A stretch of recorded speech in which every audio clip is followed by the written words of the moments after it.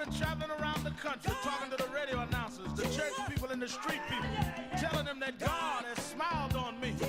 God has smiled on you if you got breath in your body. If he woke you up this morning and started you on your way. But I want to tell you some stories of people that God smiled on. We know the story of Dr. Martin Luther King, how he started way back in Montgomery, Alabama in 1955, trying just to get dignity, trying to get respect. And he went all the way to the mountaintop. But he didn't forget about the brothers in the valley. He didn't forget about those trapped in the alley.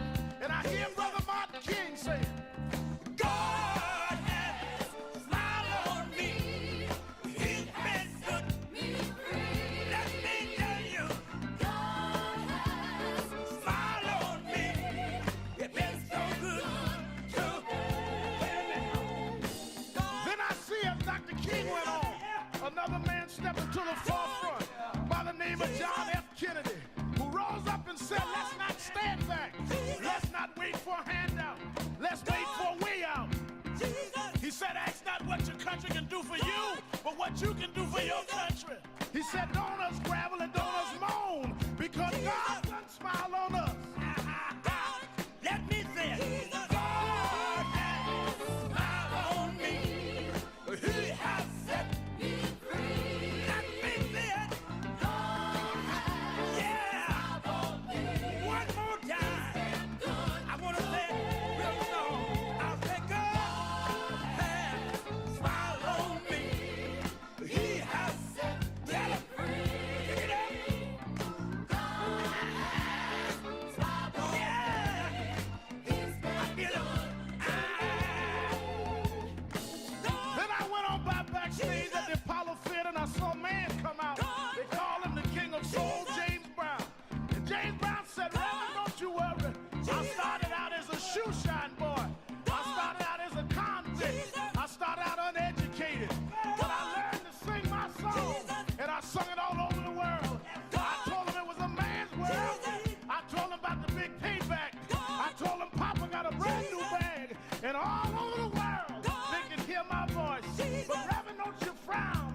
Don't you bow your head. Tell him what you told me, Brother Brown.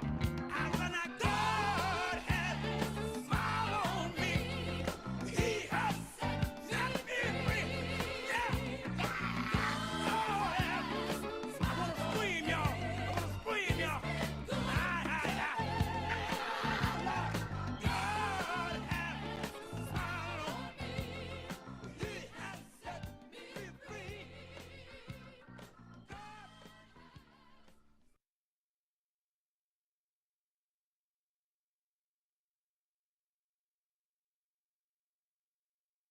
So who is Al Sharpton anyway? Who is this 33-year-old preacher without a church? A number of black New Yorkers as well. He is little more than a pudgy exhibitionist who can be counted on to show up, bullhorn in hand, at every racial incident.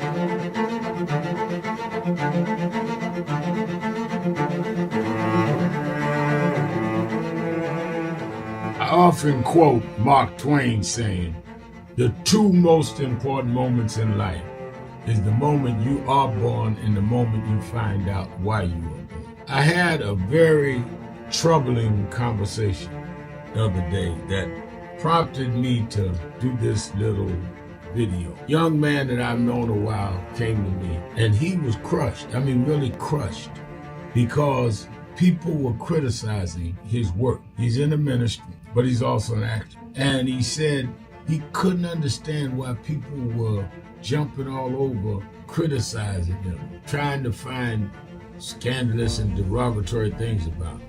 And I told him, I said, you know, you very young. You don't know the road I've traveled. They call me everything but a child of God. A blabbermouth, a loudmouth, too flamboyant, an agitator, a racist, I had to learn. Yeah, right. I was not defined by how others saw me. I was defined by how I saw myself and whether I was being true to myself. Some of you watching this don't like me. And it doesn't matter as long as I know what I'm doing and I like me for being real. So I'm doing this video to say to you, whoever you are, And whatever you do, you may not be in ministry or social justice, none of the stuff, but don't live your life worried about opposition or people that don't like you. You can turn that around. Use me as an example. The same people. September 18th. Do you know what time it is? It's Al Sharpton's time. And for the next 3 hours, it's time to put aside all pretenses, deception, denial, all fronting. The time has come to keep it real on Keeping It Real with Reverend Al Sharpton. A very good afternoon to you all across the country. Good morning to those listening on Sirius XM, Channel 126, The Urban View. And welcome to those listening on Sirius XM, Channel 126, The Urban View, where talk empowers and becomes action. I'm coming to you live from our National Action Network corporate headquarters in New York. For the next 3 hours, you can join the conversation.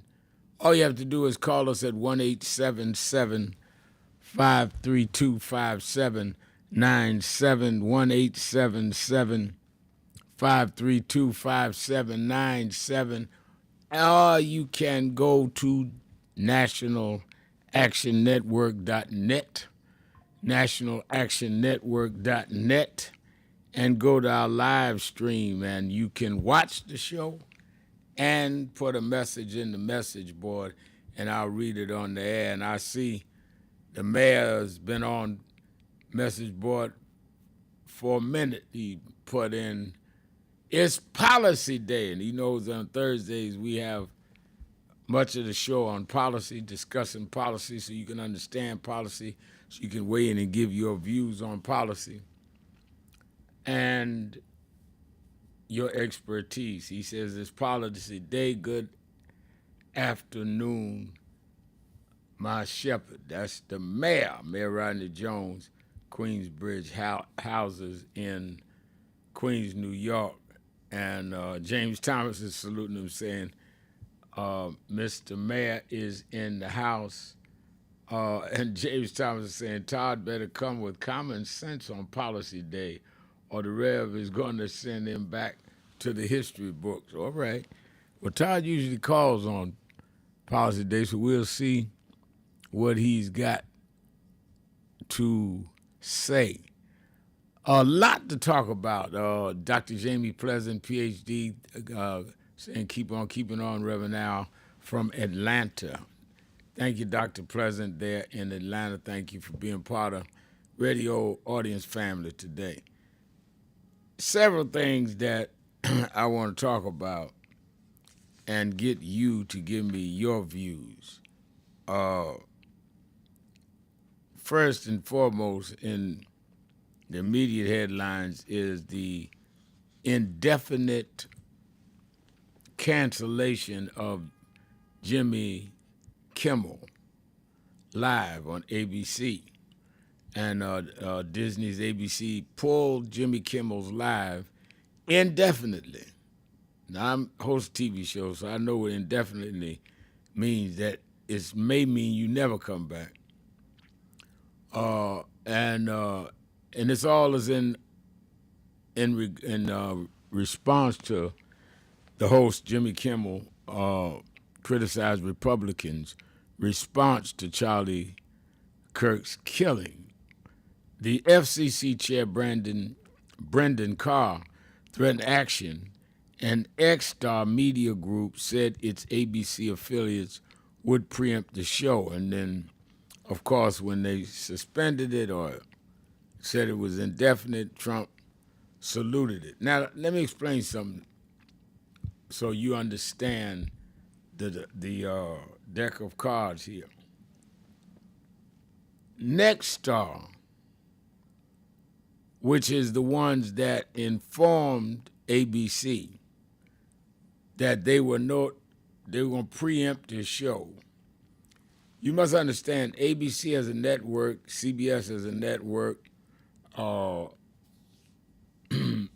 NBC as a network, some of the local markets are picked up,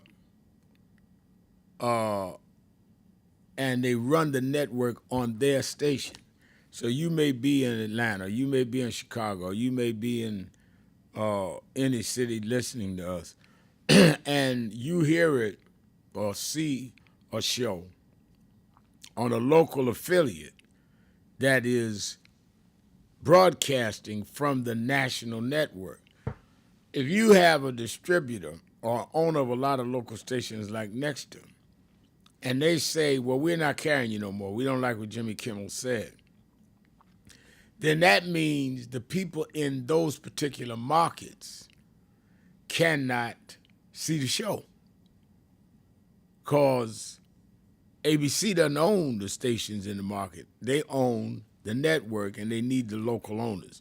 So when Nexstar and other owners, probably right-wingers, started telling ABC they're not going to run the show, ABC said, oh, we don't want to lose the market, we'll cancel the show indefinitely. It's about economics.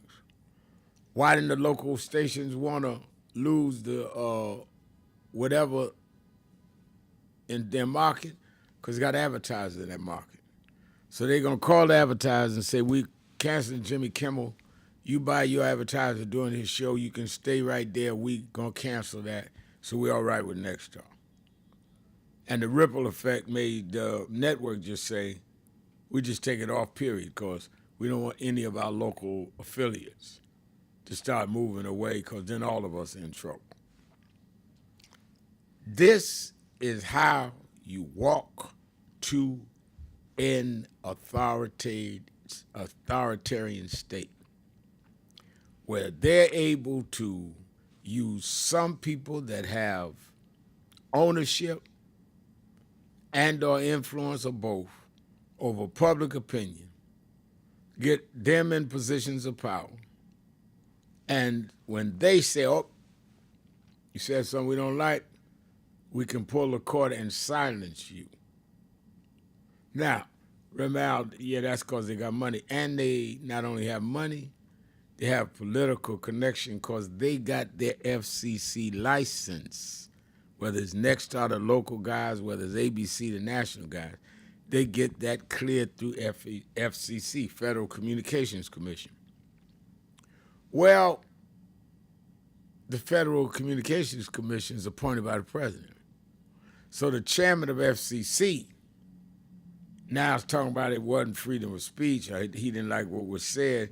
And if you're trying to get a merger, like ABC was in the middle of negotiating a merger, like you saw the merger negotiations with ABC and CBS was going through a merger. Those mergers has to be approved by FCC, which is controlled by the president. That's why they said, we make money or don't make money. We deal in the millions with Jimmy Kimmel, but we ain't gonna lose our license, because then we're out of business. That is where Trump has this country blackmail. That is why I stay on y'all every day that didn't vote, because you empowered him to do it. He knew if he got back in and he could be the one to appoint FCC, that he could therefore put all of the media in a position where y'all can play me if you want, but I will fire or have fired your host. Or they're going to have to be real careful how they approach me. We are in the belly of the whale. We're not going to get to an authoritarian state. We're there. You got Jimmy Kimmel and Stephen Colbert both gone in the same year for the same reason.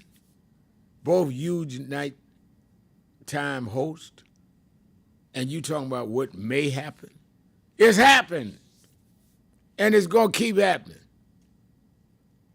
That's why I say we don't have the luxury of sitting down.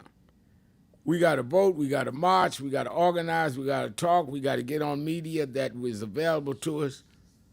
They are stripping us of our rights one by one. Whether it's redistricting state by state, redrawing the lines where you won't have black majority districts, whether it's the big, beautiful bill cutting SNAP and cutting other programs that aid people like Medicaid, or whether it's FCC regulating what you're going to hear on the air. You can't even crack a joke now. Fired. People making millions of dollars, bringing in millions of dollars in advertising dollars. Don't matter. I got to protect my license. That's where we're at. So if you know somebody that voted for Trump or that didn't vote at all, call them during the break and tell them, I hope you're proud of yourself because you sponsored this. Now the question is, how you going to help us get out of this? Because we're already there. He's over in England, he being Donald Trump. And even though the Prime Minister of England saying, well, we're getting ready to recognize Palestine as a state, as a country, because we need a two-state solution. Trump even there, right there in the man's estate, said, yeah, well, I disagree with that. So he's not willing to see Palestine as a state. So how are you going to get a two-state solution? That's why we're raising these issues. So that's just one part. There's a lot to talk about today. I've been in touch with Ben Crump and the family. We're waiting to see what the autopsy brings us back with this young man found hanged in Mississippi. And so much going on. So let me take my break and let's start getting it on. It is Keeping It Real with Al Sharpton, and certainly today, if there ever was a day for Policy Day, is today. Join the conversation, 1-877-532-5797, 1-877-532-5797, or go on the message board at www.nationalactionnetwork.net, www.nationalactionnetwork.net. Let's get ready to take our break, and we'll be back right after this.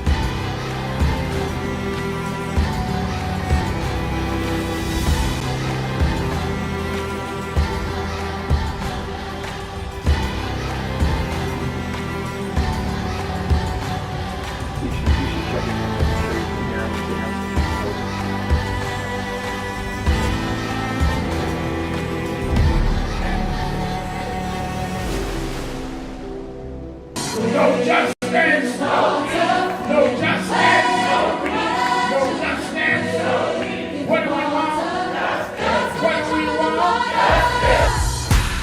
We are the sons and the daughters. We gonna stand up and make it loud.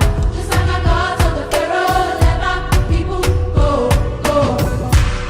We are a new generation from the ones who have come before. He's calling us into freedom. Let my people go, go. We're gonna shine and shade. Give me a papa glory, make the heavens. If you don't say you know what trouble, let my people go, go. The blood, sweat, and the tears that we gathered through the years. If you don't say you know what trouble, let my people go, go. Wade in the water, we did wade in the water, children. I want to ask you a question, and that is, what is in your life's blueprint. This is the most important and crucial period of your lives, for what you do now and what you decide now at this age may well determine which way your life shall go. And whenever a building is constructed, you usually have an architect who draws a blueprint. And that blueprint serves as the pattern, as the guide, as the model for those who are to build the building. And a building is not well erected without a good, sound, and solid blueprint. Now each of you is in the process of building the structure of your lives. And the question is whether you have a proper, a solid, and a sound blueprint. And I want to suggest some of the things that should be in your life's blueprint. Number one in your life's blueprint should be a deep belief in your own dignity, your own worth, and your own somebodyness. Don't allow anybody to make you feel that you are nobody. Always feel that you count. Always feel that you have worth. And always feel that your life has ultimate significance.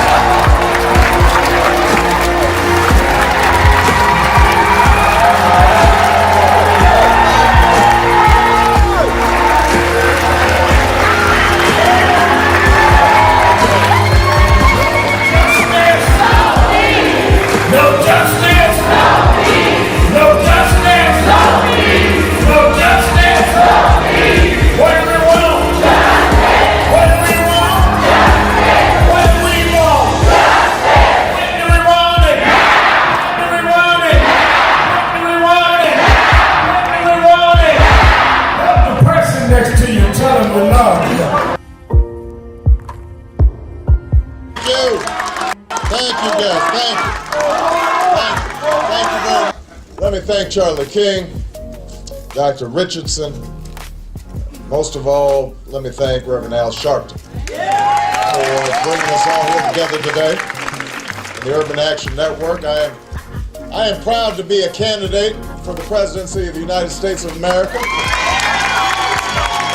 But I am mindful that I wouldn't be here if it had not been for Reverend Al Sharpton running for president, and Carol Moseley Brown running for president, and Jesse Jackson running for president, and Shirley Chisholm running for president. They paved the way, and I stand on their shoulders. And I'm proud to acknowledge that debt that I owe. I appreciate Reverend Sharpton for being a voice for the voiceless and a champion for the dispossessed. And as we saw last week, he's still on the front lines, fighting a good fight. And we are thankful for his energy and his willingness to challenge the conventional wisdom. I'm also thankful that Reverend Sharpton has built this organization because what he understands is that change in America doesn't happen from the top down. Change happens from the bottom up. Change happens when millions of voices set the agenda and hold those in power accountable. Stop going through your life like you are a co-star or a bit player in your own drama. No, you are the main star.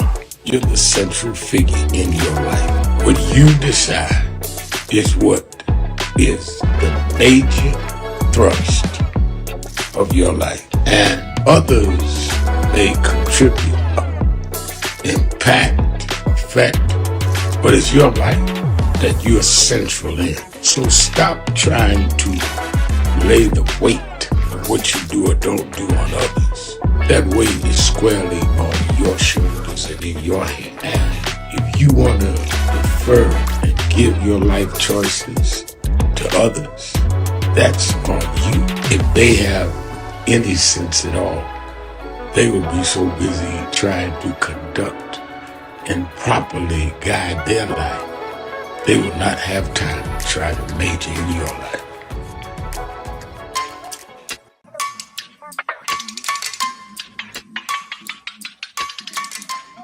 Hey, what's up? They're doing, thank you. They're doing What's on Your Mind? Yeah. All right, then, we got a birthday this week. I got to talk about that. Oh, no. Happy birthday this weekend. And Carrie White's birthday, right? Corey's birthday's today. Yeah, and I got tell Reverend Bird to read Daniel 5th chapter. I want him to read. And I'm ready. Got a message from today, so we'll be on the air in what? Half hour. About a half hour. You should tune in to the WBLS 107.5 FM and National Impact and www.nationalnetwork.net. All right, I'm ready. Oh. Make sure you operate on time or I'll tell them how old you are.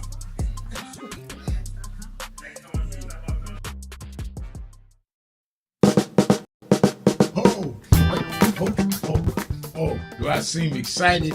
I am excited because this Saturday, the National Action Network Saturday Action Rally starts live on WBLS 107.5 FM in New York. We're going to expand. Every Saturday morning, we're live on WBLS 107.5 from 10 a.m. to 11. You'll hear the message. You'll feel the energy. You'll be involved. You won't be sitting around talking about, oh my God, look at what's happening. You'll be involved in dealing with what's happening. I'm excited, and you should be excited too. Turn on WBLS 10 a.m. every Saturday morning. I have a message for you, and if you want to, you can come to the House of Justice and be there live, 145th Street and Lenox Avenue. We kick off at 9, and we don't stop until we deal with getting our people energized.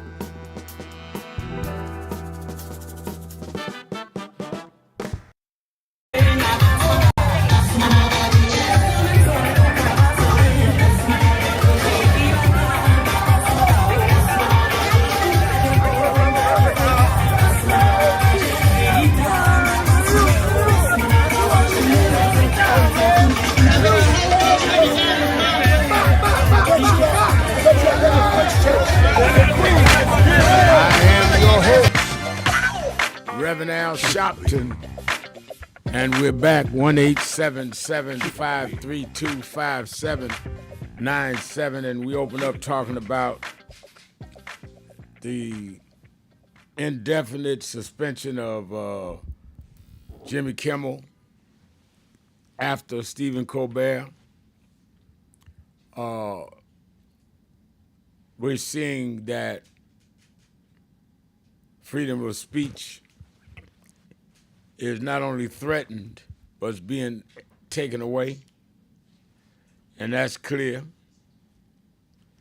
We see with the CDC official that's been testifying before Congress that we have a health concern about vaccination that Robert Kennedy fired her about. We see as Donald Trump, the president, is in England,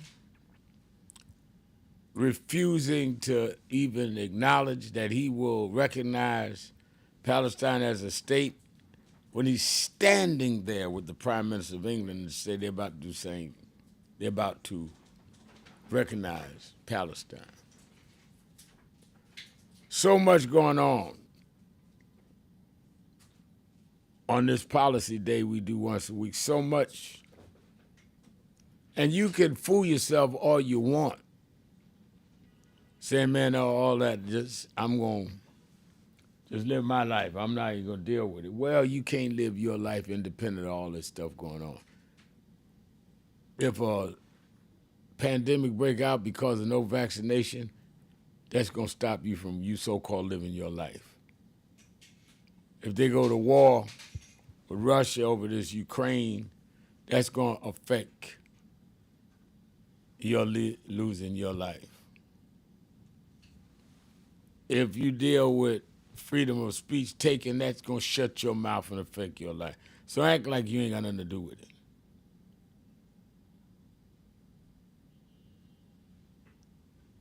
Because you do. Let me say by way of announcements, you really need to watch Politics Nation with Al Sharpton this weekend. I'm going to be dealing with freedom of speech. I'm going to be dealing with the whole question of how to respond and not respond, in my opinion, to the killing, because of the killing of Charlie Kirk, because they'll be doing his funerals and memorials over the weekend. And I'll be on 5 p.m. Eastern time, both Saturday and Sunday, dealing with all that. I think it is appropriate to wish people's families condolences. I wish the family of Kirk my condolences and prayers. Even though he was a critic of mine, has nothing to do with he had the right to live. But I'm also saying at the same time, you cannot tell people they can't critique people without robbing that from everybody else. Kirk said Martin Luther King was getting more than he deserved. And nobody fired him for saying that. Nobody defunded his group for saying that. I'm going to deal with all that on Politics Nation with Al Sharpton, live at 5 p.m. Eastern Time on MSNBC. Then you in the New York, New Jersey, Connecticut area, meet me or beat me to the Saturday Action Network. Saturday Action Rally at the House of Justice, 145th Street, Lenox Avenue in the village of Harlem. 9 a.m. to 11 a.m. I'll be there this Saturday. We really, really strengthen ourselves, bond ourselves, give ourselves a common sense of service and purpose. So you need to be in the house. You owe it to yourself. 145th and Lenox in the village of Harlem. And then you that are not in the New York area can watch it live on Impact Television. And then, of course, the Triumph Awards. We are about 3.5 weeks away. Our annual Triumph Awards, which is the cultural awards National Action Network gives out every year. And this year we have, it gets better every year. We had Patti LaBelle and Robert De Niro and Wynton Marsalis last year. Packed the big room. We're going back in the big room. We're honoring in the big room this year Kenneth Babyface Edmonds. Babyface will be there to get his award and say some things. Then we're honoring iconic Stephanie Mills. Then we're going to honor my colleague at MSNBC, the host of The Beast, Ari Melba. He shifted the culture and how we handle these talk shows and combine contemporary rap. He loves that. He's a cultural instructor. Go on to him. And, of course, our gospel honoree will be Vincent Mohanan.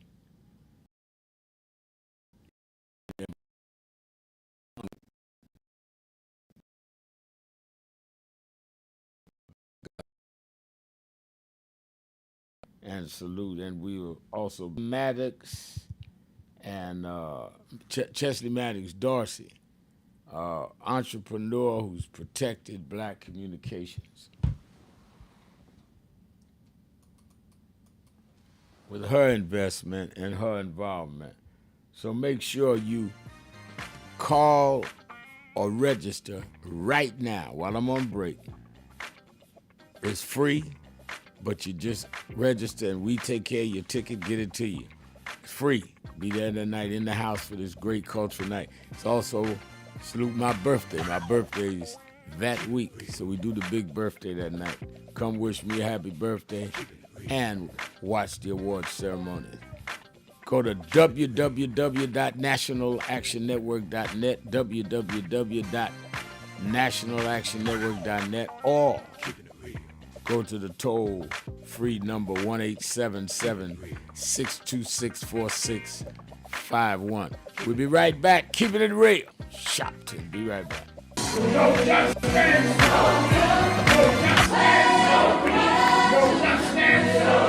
What do we want? What do we want? We are the sons and the daughters. We gotta stand up and make it loud. Just like our God told the Pharaoh, let my people go, go. We are a new generation from the ones who have come before. He's calling us into freedom. Let my people go, go.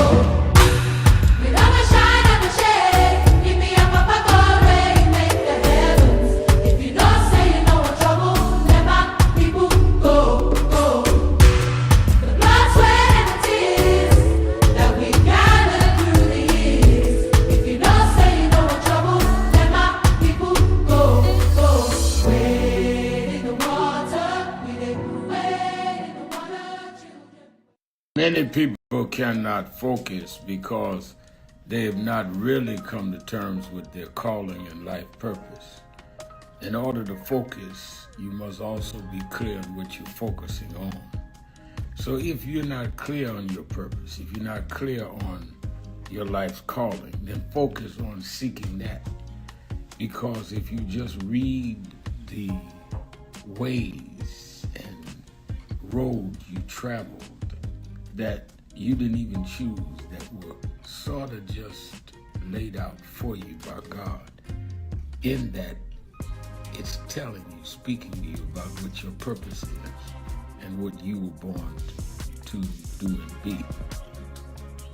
I learned the things that I didn't plan had to be planned by God, and God's plan was directed toward God's purpose in my life. And I focus on that. Not focus on what others do, not focus on how well they're doing or bad they're doing, but focus on whether I'm in line and aligned with what I'm supposed to be about. And in order to stay 62 years ago today, Martin marched in Washington. 62 years later, the dream is not dead.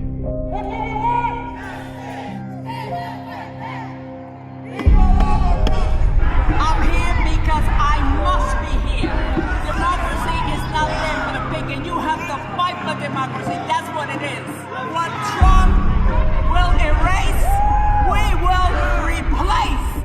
Is the dreamers in many cases have reversed and tried to turn it into a nightmare. We come to Wall Street rather than Washington this year to let them know you can try to turn back the clock, but you can't turn back time. We gonna keep the dream alive on Wall Street.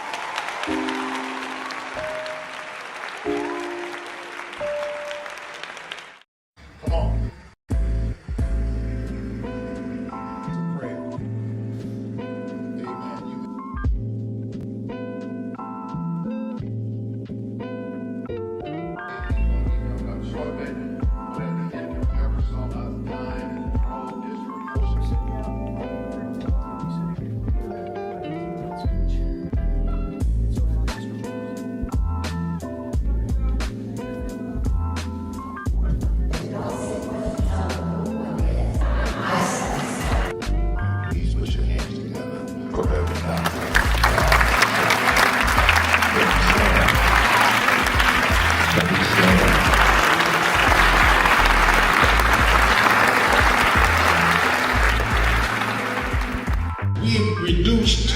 a lot of our ministry to entertainment. Or who can hoop the loudest? Who can run around the pulpit more? Or who got the dresses fancy and don't deal with the ministry? Jesus healed more people than he preached to. Because there is in the healing your message. They followed Jesus because he healed a woman with the issue of blood. They followed Jesus because Jesus saw a blind man named Bartimaeus. A lot of us would have dismissed him because he was a broke, poor, homeless, a blind man. How you know he was broke, Reverend? Because they say he was begging. But he understood what he was doing because he heard that Jesus was passing by. And when Jesus got close enough, he said, Jesus, son of David, come see about me. They kept telling Jesus, let's go, look, we got a schedule, we got people to see. He said it again, Jesus, son of David, come see about me. And when he did it the third time, Jesus stopped and went and healed the blind man. Now, what I get out of that scripture, Bishop Daughtry, is that the blind man told Jesus, if you are who you say you are, you're going to stop and see me. And if you stop and see me, you will confirm who you are. But when we are pastoring and leading in communities with bad health, we cannot be the followers and representatives of Jesus and walk by people that are sick and we not be part of making them well. For 90 days, they're going to do a study of what companies have pulled out of DI and what companies have a small margin of profit. And we in 90 days are going to announce the 2 companies that we're going after. And we're going to ask everybody in this country, black, white, brown, gay, straight, woman, trans, don't buy where you are not respected. Donald Trump can't make us buy your stuff. The Senate can't make us buy your stuff. In the name of Dr. King, we're going to do what Dr. King did. Trump tweeted the other week, I'm a con man. Don't call me the coin man. I'm going to stop the coins from dropping in the wrong place.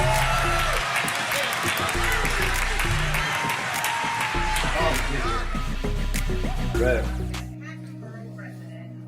you know, you were right there From the beginning. with the stuff that was going on in Brooklyn at that time, at Howard Beach. You were right there. He had in one of the early movies, he had my name. Then he put me in Malcolm, but I wasn't even old enough to know Malcolm. We've been through it all. For those who see Malcolm X, it's 3 hours. But fast forward to the scene you saw Bobby Seale. Right.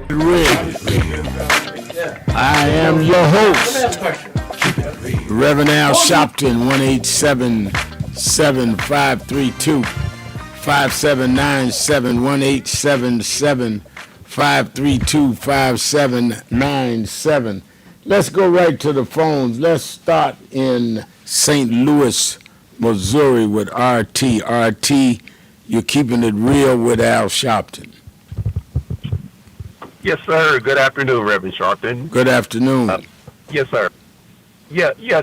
Two comments about the firing of Jimmy Kimmel. The first thing is that Charlie Kirk, he stood for freedom of speech, right? But yet you're having people every day who are being fired or suspended off their job for exercising the very thing that Charlie Kirk stood for. That's point number one. And secondly, when it comes to the firing of Jimmy Kimmel never said anything about the death of Charlie Kirk or Charlie Kirk personally. What he said was that Mega was upset that the shooter of Charlie Kirk wasn't someone other than one of their own. But on the flip side of that, Reverend Sharpton, a day before, the day after Charlie Kirk was killed, President Trump stood right at the Oval Office, and even before there was an investigation, he said that the left was responsible for the political violence in this country. So what Jimmy Kimmel said directly ties into what the president said. Yeah, well, first of all, I think you make two excellent points. One is that it was clearly a position of Kirk himself that defended free speech, and that he was known, as much as I disagreed with him on his positions and his policies, he was known at certain lectures to just tell people, come on up and ask what you want, debate me if you want. He believed in that. So that's one. You make an excellent point. Second, the president started attacking the left wing and these left-wing maniacs and name-calling, which nowhere near was what Jimmy Kimmel did. So that is why, is this really about Kirk, who was for free speech? Or is this really about continuing to see how much they're going to get away with in terms of infringing upon people's rights, freedom of speech rights, civil rights, women's rights? Is this all about seeing how far they can push the envelope and what we going to do or not do? And I think that that's the question I ask, because they must be saying, well, let's weigh the reaction. And a lot of us don't react. I mean, just 2 weeks ago, today, we was marching, thousands of us on Wall Street, now getting ready to go at these corporations. But I'm on calls with other civil rights groups, and they talking about we can't just use 60s tactics. First of all, what's 60s tactics? To march, to boycott, to go at these corporations, and to vote is not about a date. It's about what works. And if you want to talk about 60s tactics, what they did in the 60s is what got us the Civil Rights Act, the Voting Rights Act of 65, the Open Housing Act, the 68. Maybe we do need to do what they did because they got something done. We got Donald Trump on the new tactics. So, yeah, we have more technology. We have more ways of communicating. We have more ways of polling. But what are the results we're getting with it? So we need a combination of old school and new school. Oh, pardon me, I don't know if there's a new school. There's a new rap, but I don't know where the new school is. Let's go to Ray in Cincinnati, Ohio, to Buzz. Ray? Yes, sir, Rev. Thanks for taking my call. Your opening monologue where you were explaining how the FCC works with the networks and what they put on, kind of hard for me to follow, but I was following it, and to me it seems like Trump put his guy in the FCC chair, I guess, whoever calls the shots, and they wanted a reason to get Colbert, and they wanted the reason to get Kimmel off the air, and using Charlie Kirk was their reason. Doesn't make sense. You know, they didn't do anything wrong, but because the Republicans, the MAGA Republicans, are in control, you know, and which means that Mitch McConnell and the Republicans let it happen. If everybody would stand up to Trump, then all this wouldn't be happening. But for some reason, they're just scared. This to me, this was a bully tactic. And what you just said, it's about control, you know. But the thing is, they're only in control for another 3 years, and then they're gone, you know, unless another Republican gets back in.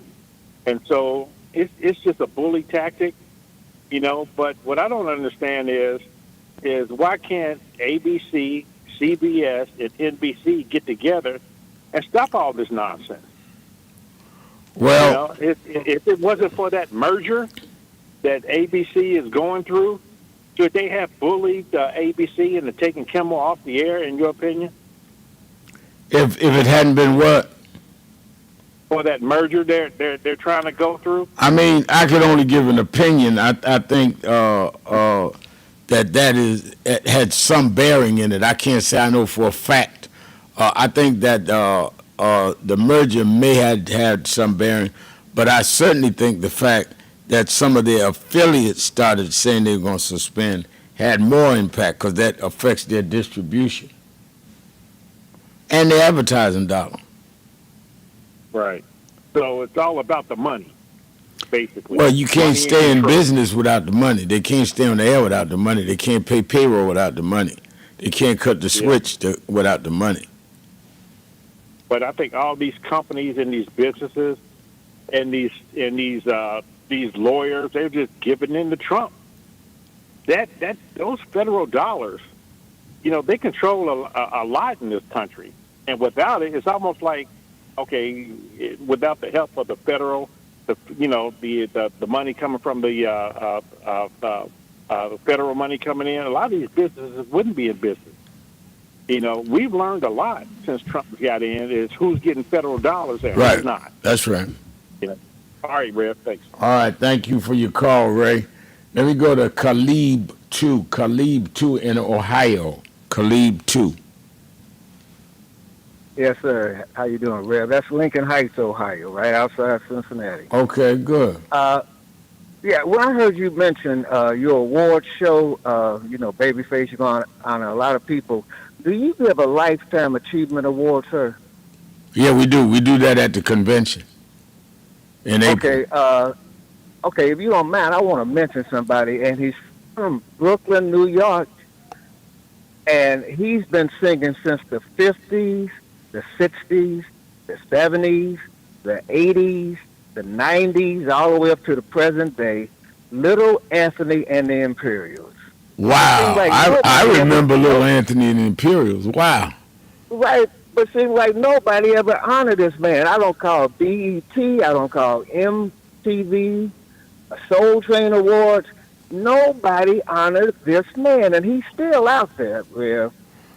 I got it. You're going to hear about that. We do the Lifetime Awards in April at our national convention, and I just wrote that down. I'm going to see if we can find Little Anthony. I remember Little Anthony Imperials, and you're right. I think he's still out there doing shows. On PBS, he's still out there, sir. All right, that's a and nobody great... ever gave him an award. And let me tell you something.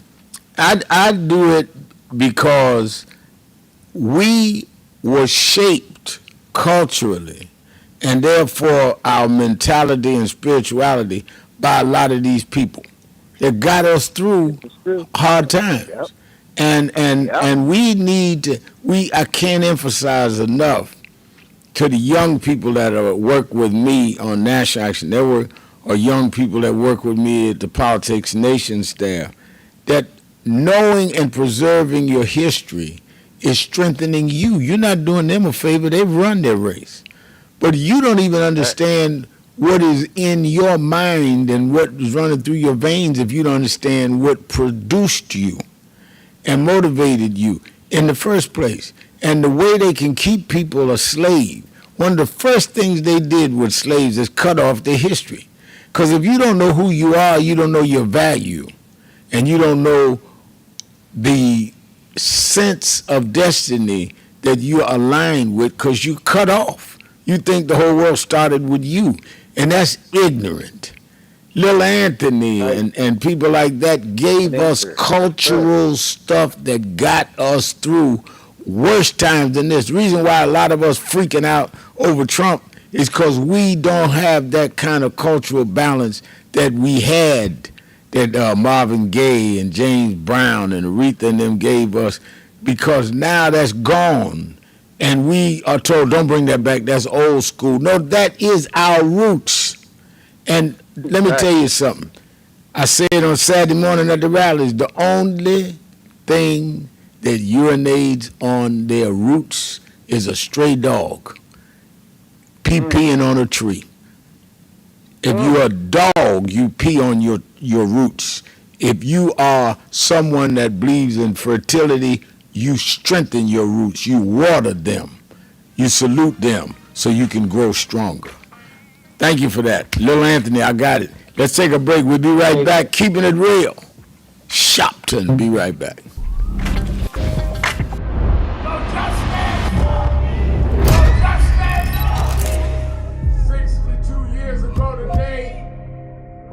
March in Washington. 62 years later, the dream is not dead.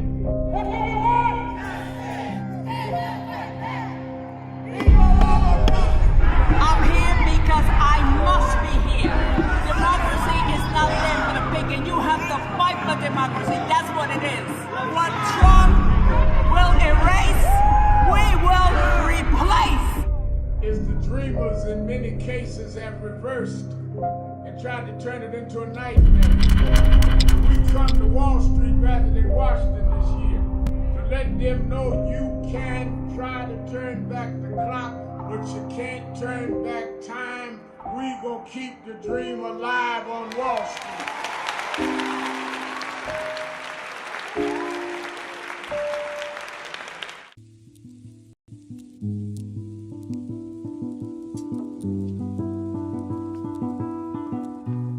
I had a thought this morning that I want to share with you about mentorship.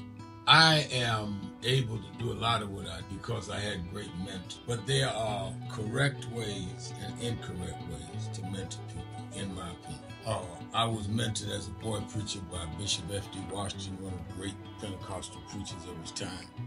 Then Reverend William Jones became my pastor after Bishop Washington died, who was unquestionably in the top 5 black church ministers, theologians. Reverend Jesse Jackson, who I started my activism under his leadership, he and Reverend Jones.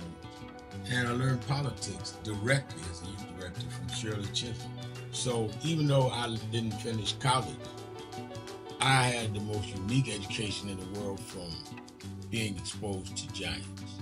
But the one thing I learned is as I grew older and people started coming younger than me and wanted me to teach and mentor them, the magic of the mentors I had is they did not want me to be their clone. They wanted me to learn things from them and use my own gifts and talent in my own unique way and let me do things on my own, because they knew that if I flopped in some things, it would teach me for the other things. They'll come and help me once I was down, but they were not going to have me avoid being down. And they were not going to impose themselves on me. Why am I saying that? Because too many mentors want clones. And too many mentees want their mentors to put them on a pedestal. Oh, so-and-so didn't do this for me. Oh, so-and-so didn't open doors for me. If they got to open doors for you, it may mean that they knew you weren't ready to go through those doors. Their job is to prepare you. Your job is to develop your own skills, your own unique ways. And I don't care if it's my daughters, who both have come into their home, or anyone else. I'm not a talent agent. I did not form National Action Network to give people their step up. I formed it to fight for justice for everybody. If talented people get in, it's my job to invest and give them a platform. It's their job to get on the platform and perform and show their ability. Sitting with me today in the office as I talk about is one of my mentees, Reverend Stephen Marshall. Now, Stephen, you just came around us when you were how old? 11 years old. 11 years old. You just turned 40 and now you're called to the ministry? Yes, sir.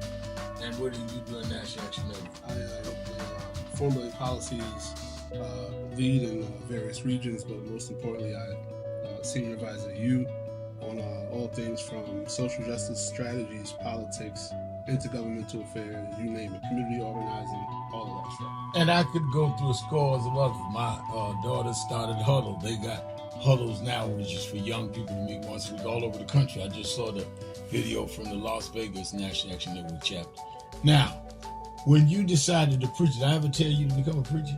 Not one time. Who called you to preach? The Lord. All right. And did I say go to this school or that school? No, sir. Did I open this door, that door? Did I tell you be ready when the doors open? Always be ready and prepared.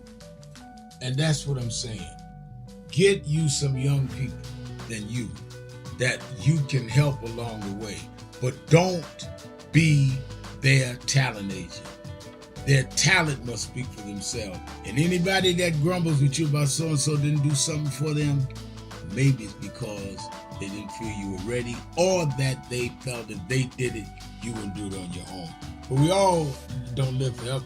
I want the next generation to speak of me, of National Action Network, and others, the way I speak of Reverend Jones and Bishop Washington and Shirley Chisholm and Reverend Jackson. But I just don't want young people to feel that somebody ought to give them the reins of leadership or give them the reins of business or whatever it is you're in. You need to learn from their journey Get the pearls of wisdom from them, but don't have them do for you, because then it means you can't do it for yourself.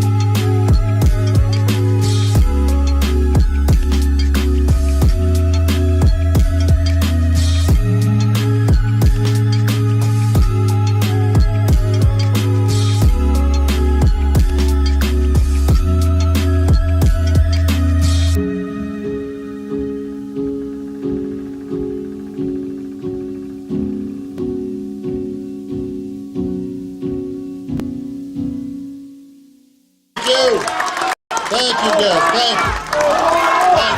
Thank you very much. Let me thank Charlie King, Dr. Richardson.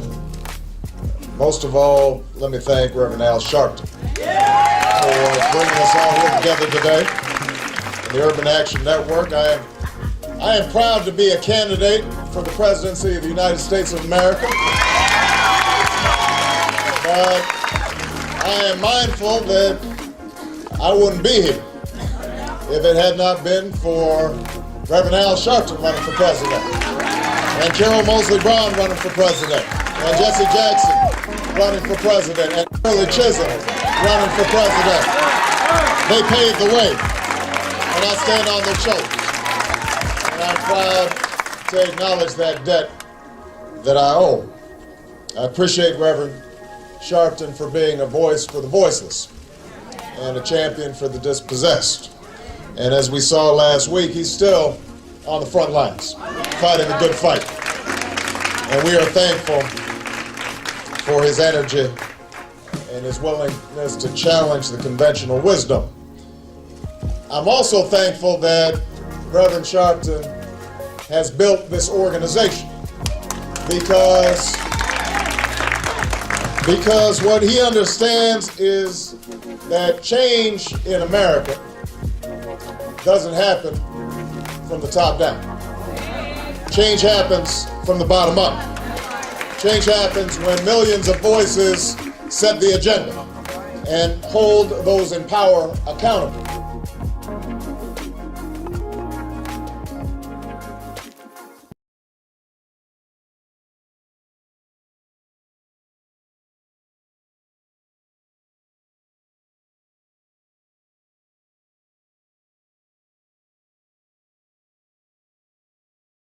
One of the early movies, he had my name, then he put me in Malcolm, and I wasn't even old enough to know Malcolm. So we've been through it all. For those who see Malcolm X, it's 3 hours. But fast forward to the scene with yourself, Bobby Seale. Right.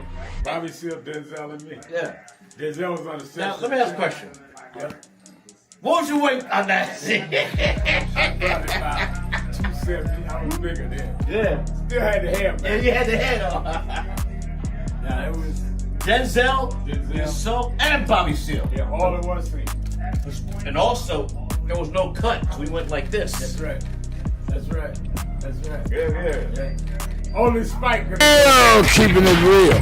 My brother right here. I am your host, Reverend Al Sharpton, 1-877-532-5797, 1-877-532-5797. Don't forget Politics Nation with Al Sharpton, live at 5 p.m. Eastern Time. Saturday and Sunday, we've got a lot to deal with. Got people from Congress and governors want to deal with these national takeovers. I want to, black mayor cities want to deal with this freedom of speech. How are members of Congress going to back up this whole thing of companies that are merging being blocked if they don't fire people that's against Trump? It's going to be 2 nights you're going to want to watch. This Saturday and Sunday, Politics Nation with Al Sharpton, live at 5 p.m. Eastern Time on MSNBC. If you're in the New York, New Jersey, or Connecticut area, meet me at the Saturday Action Rally at the House of Justice in Harlem, 145th Street, Lenox Avenue, 9 a.m. to 11 a.m., or you can watch it live from anywhere in the world on Impact Television or live stream at nationalactionnetwork.net. Let's go to Sky in Virginia. Sky? Is Sky there? All right, I don't hear Sky. Let me go to Tommy in Chicago, Illinois. Tommy.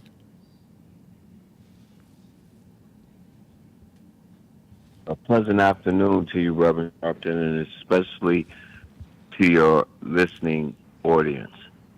So we then went from a Black Hawk landing in California to a death that tens of millions of Americans didn't even know who this person was, to bomb threats being issued to communities that had absolutely nothing to do with it, to once again the symbolism that has haunted this nation of individuals being hung from a tree, to this individual being taken off of the air 8 months into 4 years.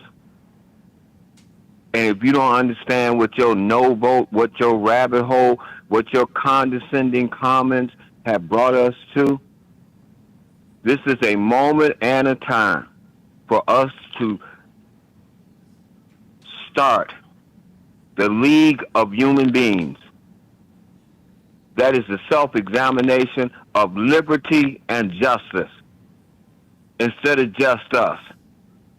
There's absolutely unequivocally no reason why in 2025 that what started out to be supposedly illegal activity of individuals entering this country turns out to be a complete genocide of its cultural history that clearly shows that whatever is going on right now is the moment in time that individuals clearly get to see the rats, the roaches, and more importantly, any time the individual who supposedly sits at the pinnacle of power would just simply come on and flat out lie to the entire Commonwealth of the United States of America and say it is the radical left when everything that is happening right there where you live, and you're not going down there to straighten that mess out.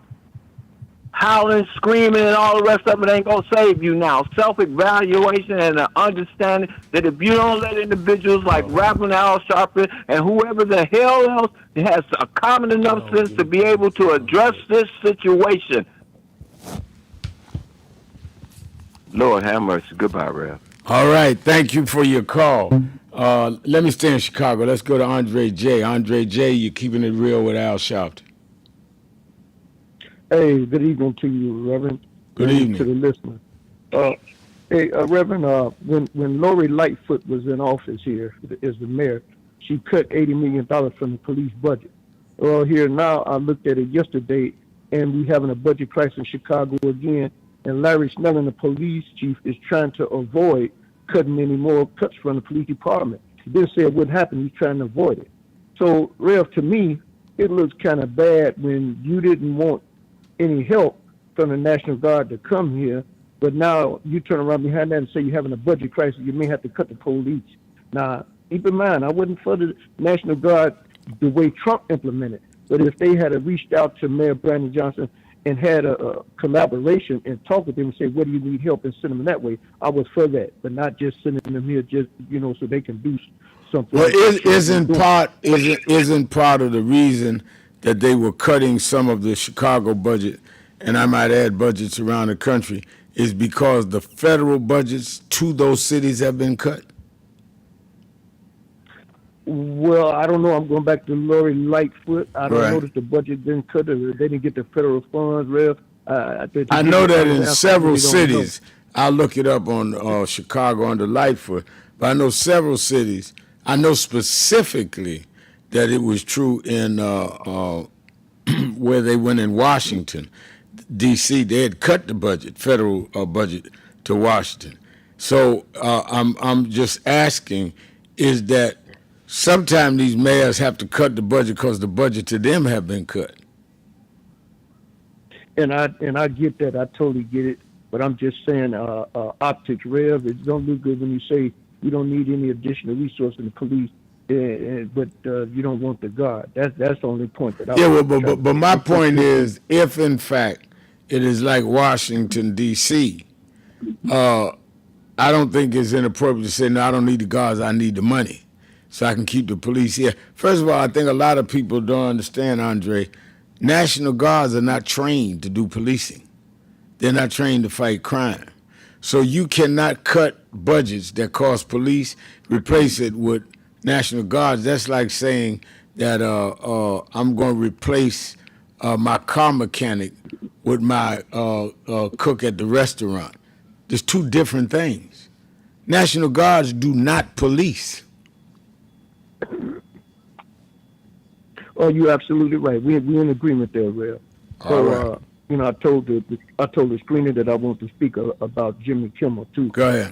I think that I think that Stephen Colbert, Jimmy Kimmel, Seth Meyers, Jimmy Fallon, all of those Daily, all of those guys that host this show, they need to come together collectively and file some sort of suit. Now, I'm not an attorney, but maybe you can ask Ms. Austin if they can file some sort of class action suit, because they are being infringed upon for the simple fact that the First Amendment protects satire, comedy, and political commentary.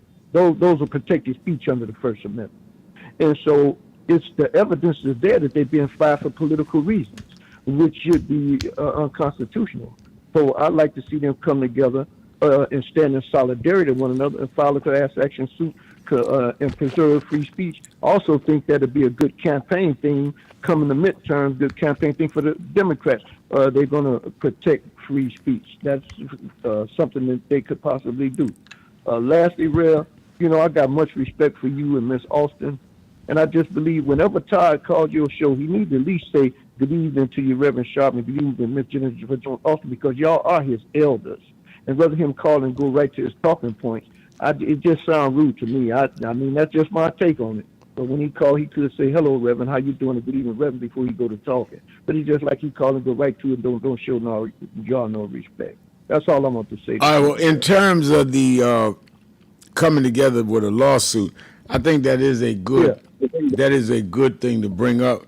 And I think that if they all did come together, got to remember to me, the strategic, smart position you're suggesting is that they talk to millions of people collectively every night, 5 nights a week. If they came together, that's millions that would rally around such a lawsuit and would raise a political problem for the White House, who I suspect is engineering this. So I think that is right. Don't ever underestimate. I think what you're saying is very, very important. Don't ever underestimate people that have access to people. One of the reasons why a young organizer from a different organization but works with us when we do United Front situations, and he says, why do y'all get more people at y'all's marches like we had 2 weeks ago than most of us can get? I said, because I'm talking to people every day. I'm on radio 6 days a week talking to tens of thousands of people and more than that on television. You got to talk to people. Kimmel and Stephen Colbert talking to millions of people every night. I've done both their shows. That ain't no stage joke. I looked at the rating, and I think that while they still have some currency, don't wait 3 or 4 years when people forgot about who you are. Do it now. I think that millions of people would rally around that. I think that is an excellent idea. I really do. Let's take a... Go ahead. And you're absolutely right, Rev. They reach millions of people, and it can translate into votes and whatnot. And second of all, injustice anywhere, just everywhere. When Jimmy Kimmel filed a class action lawsuit, they also defending our right to free speech because it's also under attack. Thank you, Rev. All right, thank you. Let's take a break. Be right back. Keeping it real. Shopton. Be right back. Jimmy, get here. Because, I grew up, like I said, single mama on welfare. And my mother told me there's a part in life that hope's gonna run out. But she told me you got a double barrel in your engine. I said, what is that? She said, you can switch from hope to faith. Faith is a little deeper than hope. Bishop Hilliard is here. Faith is when hope runs out. Faith is the substance of things. Hope for the evidence of things not seen. Faith is when we were emancipated after 246 years of slavery and walked off the plantations with no education, no money, no future. And we built black churches and black colleges and black fraternities. We had faith. Faith made us stand up to the most powerful nation in the world and turn it around. Faith means we went from the back of the bus to the front of the White House. We come this far by faith, leaning on the Lord, trusting in His holy word. He never failed us yet.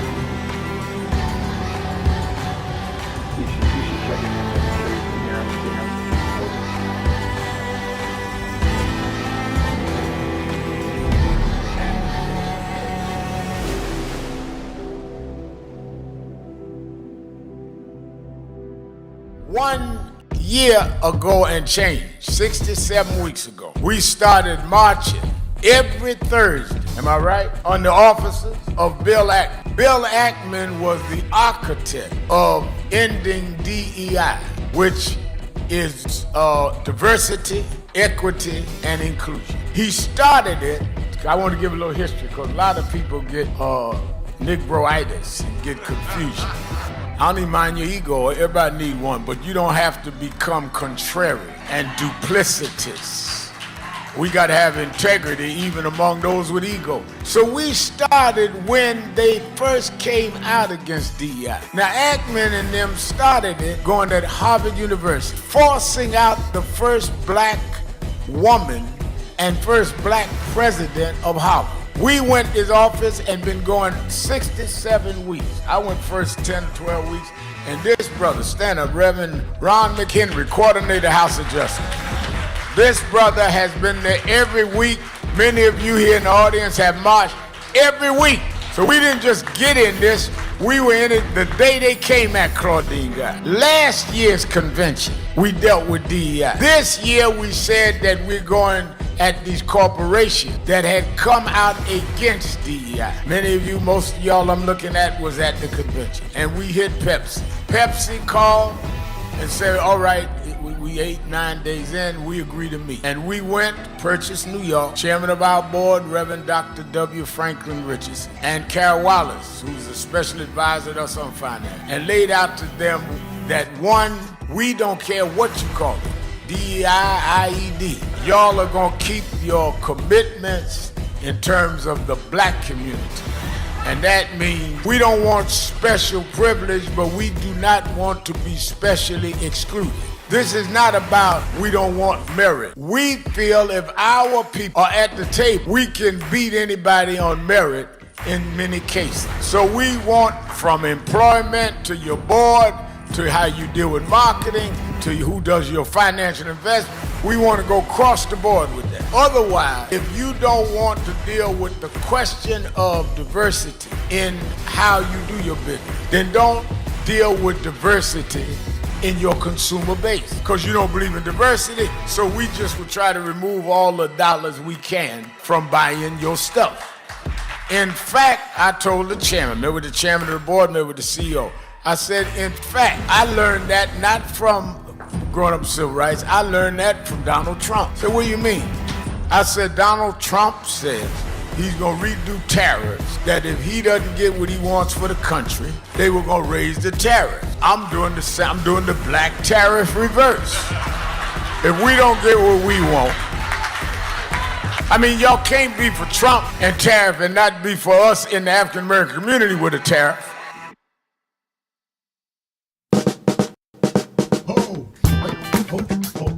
Oh, do I seem excited?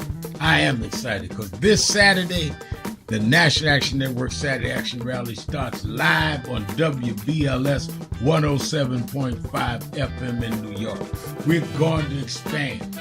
Every Saturday morning, we're live on WBLS 107.5 from 10 a.m. to 11. You'll hear the message. You'll feel the energy. You'll be involved. You won't be sitting around talking about, oh my God, look at what's happening. You'll be involved in dealing with what's happening. I'm excited, and you should be excited too. Turn on WBLS 10 a.m. every Saturday morning. I have a message for you.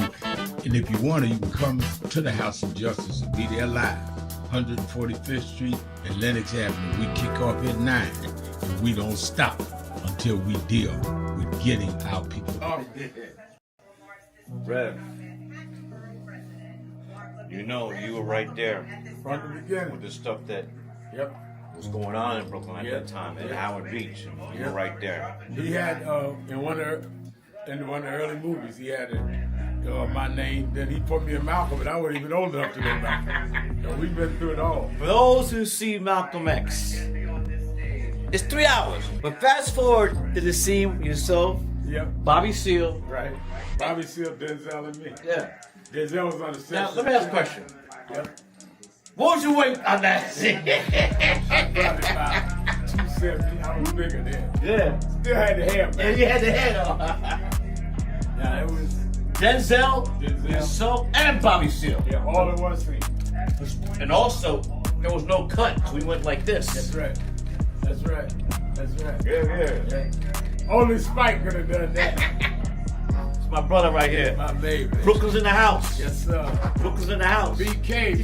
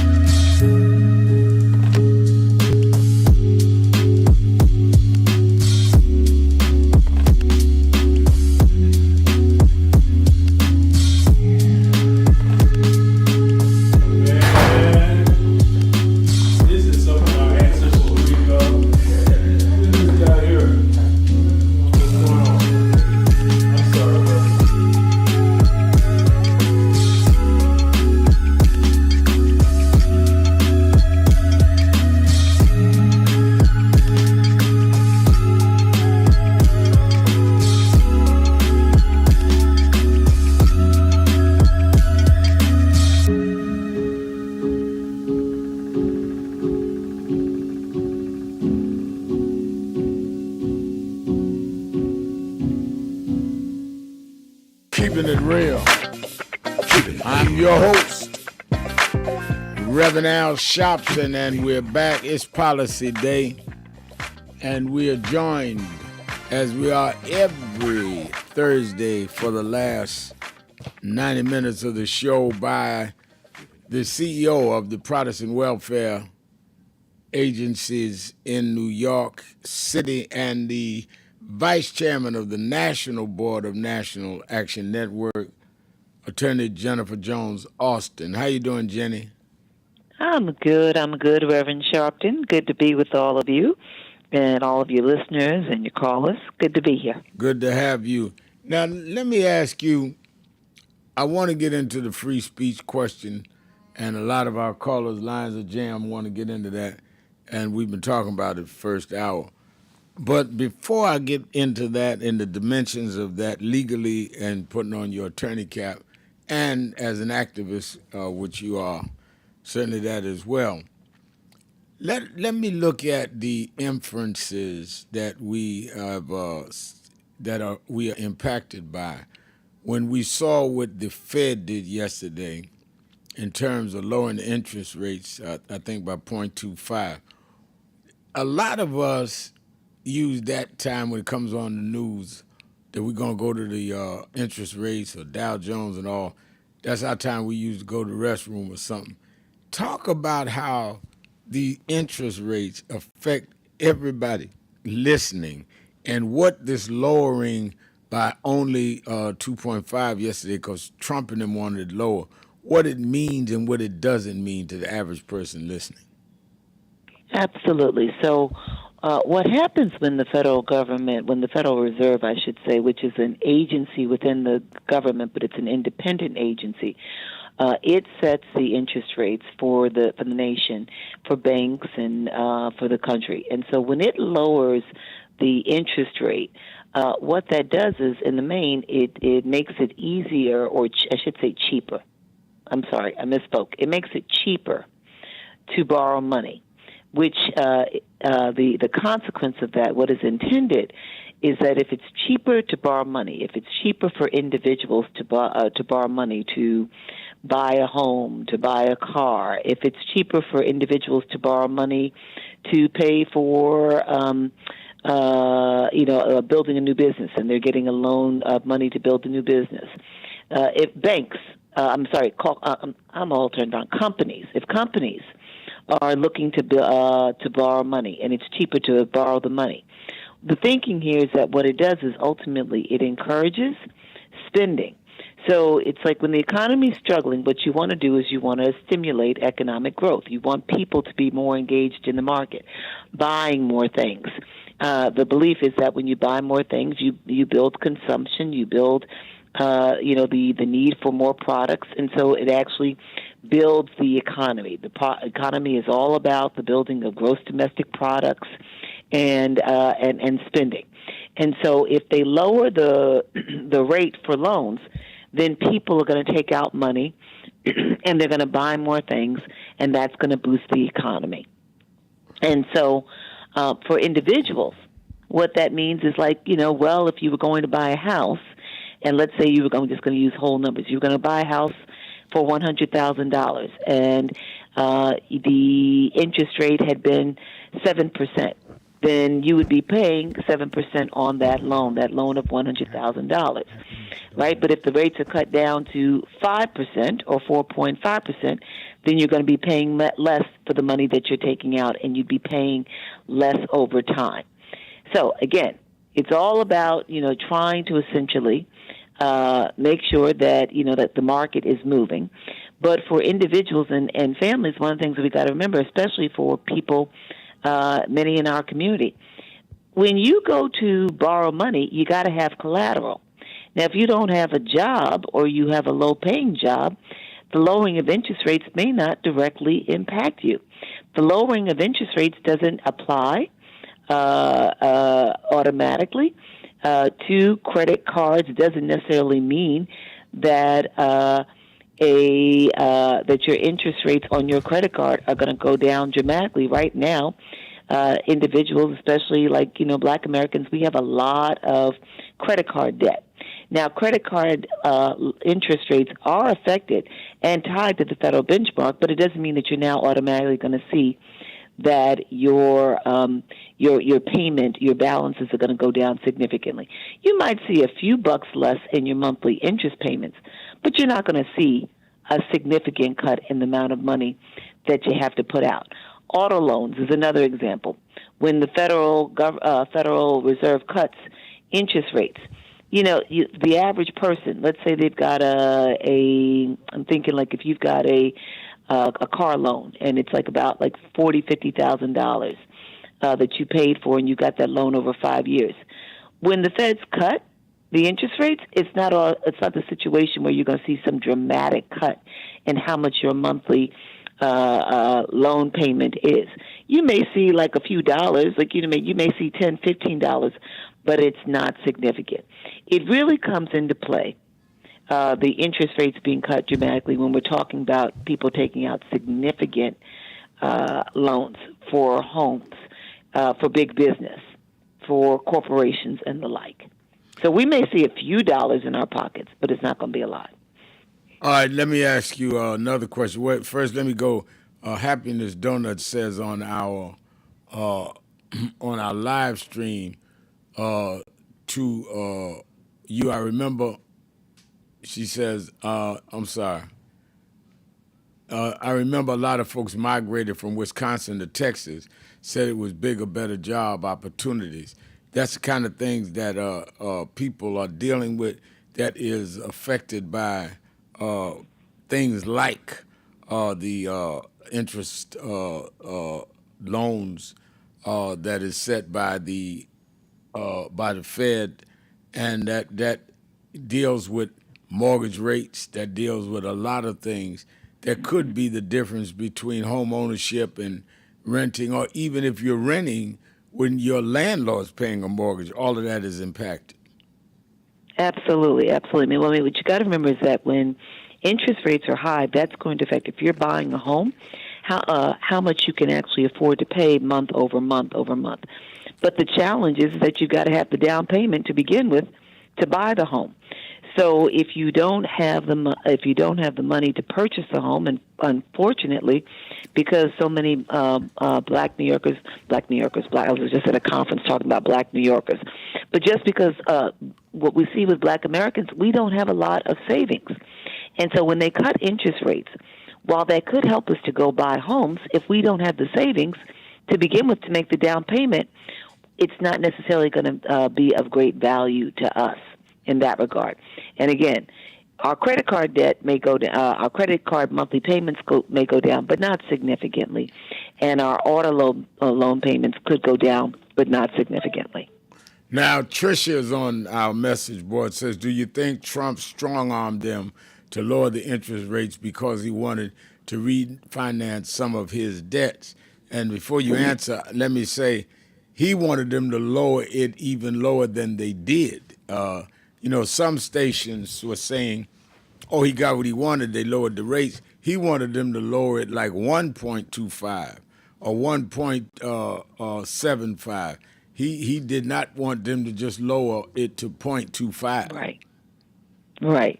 Well, the short of it is that it could be that. It could be that he did it for his own benefit. But the bigger point of information that people need to center on is that the theory behind lowering the interest rates for the nation is that when you lower interest rates, that it actually increases consumption.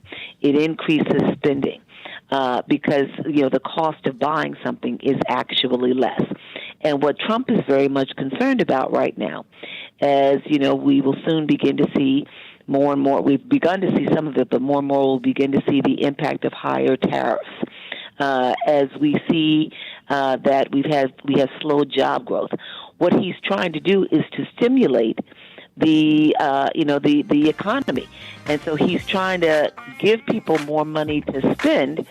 So and to take out loans to spend more, so that he can then boost consumption, and he can look like he's actually boosted the economy. That's what he's trying to do. Let's take a break. We'll be right back. Keeping it real. Shopton, Jones Austin. Be right back. Keeping it real. 33-year-old preacher without a church. A number of black New Yorkers as well. He is little more than a pudgy exhibitionist who can be counted on to show up, bullhorn in hand, at every racial incident.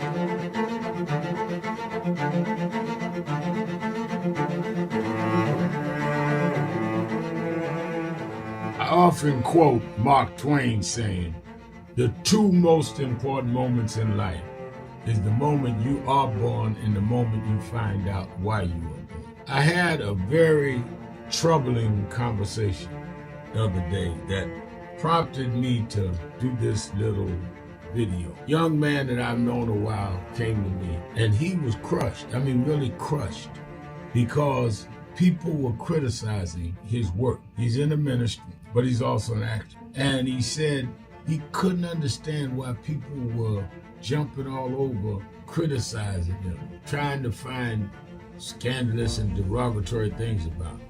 And I told him, I said, you know, you very young. You don't know the road I've traveled. They call me everything but a child of God. Racial discord, a blabbermouth, a loudmouth, too flamboyant, an agitator, a racist, I a race had to baiter. learn. Yeah, right. I was not defined by how others saw me. I was defined by how I saw myself and whether I was being true to myself. Some of you watching this don't like me. And it doesn't matter as long as I know what I'm doing. And I like me for being real. So I'm doing this video to say to you, whoever you are and whatever you do, you may not be in ministry or social justice, none of this stuff, but don't live your life worried about opposition or people that don't like you. You can turn that around. Use me as an example. The same people that called me a scam artist, a con artist, a sellout, or racial hustler and all, I kept going. And the people I respected started respecting and publicly embracing my work. When Coretta Scott King, the widow of Dr. Martin Luther King Jr., had this to say about Al Sharpton. A leader who has protested injustice with a passionate, unrelenting commitment to nonviolent action in the spirit and tradition of Martin Luther King Jr. And I am talking about your leader, our leader, the Reverend Al Sharpton. The other thing that hasn't changed is the National Action Network's commitment to fight injustice and inequality here in New York City and across America. And that's not only a testament to Reverend Sharpton, it's a testament to all of you who are here tonight. First and foremost, to Reverend Sharpton. I saw him when he first came on the scene, and I have marveled at his tenacity, at the development of his intellect, and his devotion to our movement, and much he has contributed to the world we are experiencing. I am honored, and I must say that when I had my debate with Dr. King on the issue of the church and religion, he didn't warn me that after his departure, his space would be filled by another preacher, and that preacher would be Al Sharpton. All you want in life is people that matter to you to say you did all right. And more important, that you can look in the mirror and say you did all right. Thank you, Rev. Thanks for that introduction. Look, we've known each other for a long time. I'm grateful not only for your leadership and partnership, but quite frankly, more importantly, for your friendship. And thanks to all of you, members of our nation's most important civil rights organization. You have been, over all of your years, such an extraordinary leader. You are a voice of truth, a voice of conscience, a voice of practicality around what we must address and what we can do.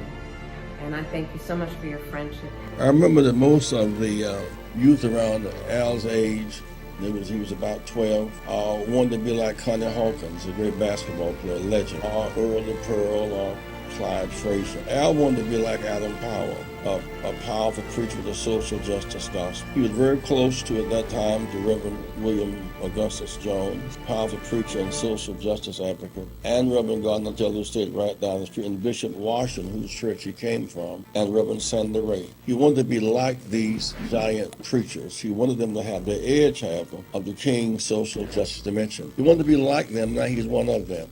Perhaps taller than most of them because of the risks he has taken and the reward God has given him with his gift. I remember so well that I first escorted him to jail. He was around 13 years old, with the jail fighting the ANP. He was in the lineage of our struggle. He grew up in it. We didn't just see him on TV one night. He didn't happen. He came bottom up, not top down.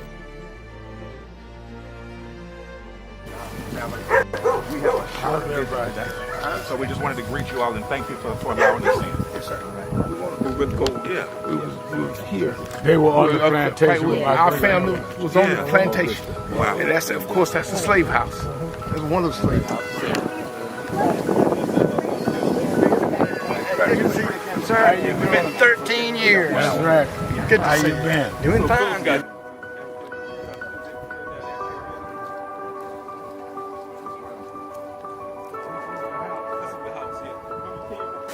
Last time, and we Alexander Shelton.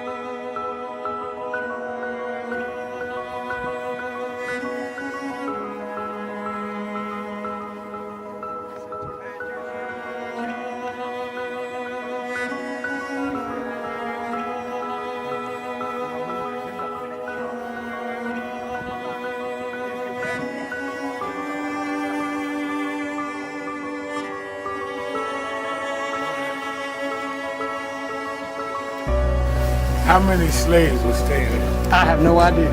This is where they would have slavery. Yeah, that's when exactly. That was exactly.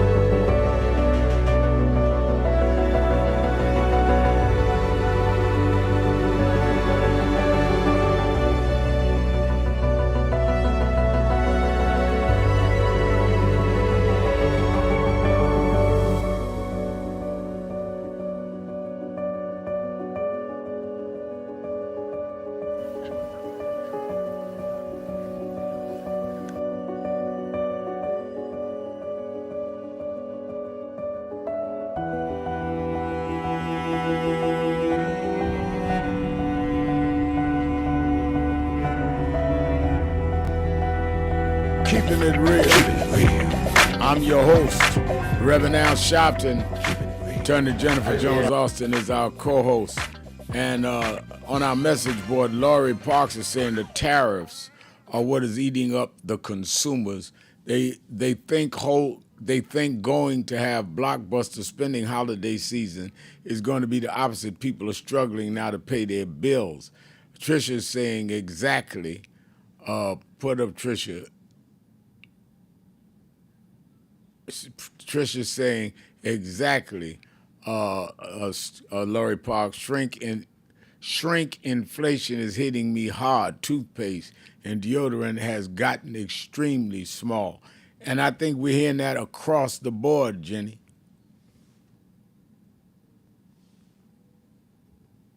Is Jenny still there? I'm right here with Yeah. you, sir. Can you hear me? Yeah, I hear Can you you hear now. me? I hear you now, yeah. You know, for a long while, we've been seeing, before Trump went into office, we've been seeing companies shrink products and try to get over. And I'm a big fan of Haagen-Dazs ice cream, and they started making those pints a lot smaller than what they used to be, but charging the same price. So that practice has been going on for a long while. But you're going to see more and more of it. And essentially what the aim here is for companies always to make as much money as they possibly can. Now, sadly, they don't pass on the profits to individuals who are, the lowest income earners. But the game plan, nevertheless, is if you can reduce interest rates, get companies to invest more in the build-out of products by taking out loans, get individuals to spend more on their credit cards. I mean, this is the first time that ever the Federal Reserve has actually made changes on interest rates for credit cards and auto loans, because what they're trying to do is to get people to buy more. And if people don't have a lot of money, well, if you just cut down how much they pay in interest, then maybe they'll feel like they can afford to buy something more, and just spur and boost the economy. That's what Trump is trying to do, because he knows tariffs are hitting people hard, and he knows just the ability to even create products. If you're getting more, if you have to get materials from other countries and you've got tariffs imposed on those materials, it's going to raise the cost of actually producing those goods. So he's got to try to figure out a way to essentially give you more money to buy the goods. Let's go to the phones. Let's go to Jerry in Milwaukee, Wisconsin. Jerry? How you doing, Doc? I'm doing well. Good, good. Always a pleasure to hear you.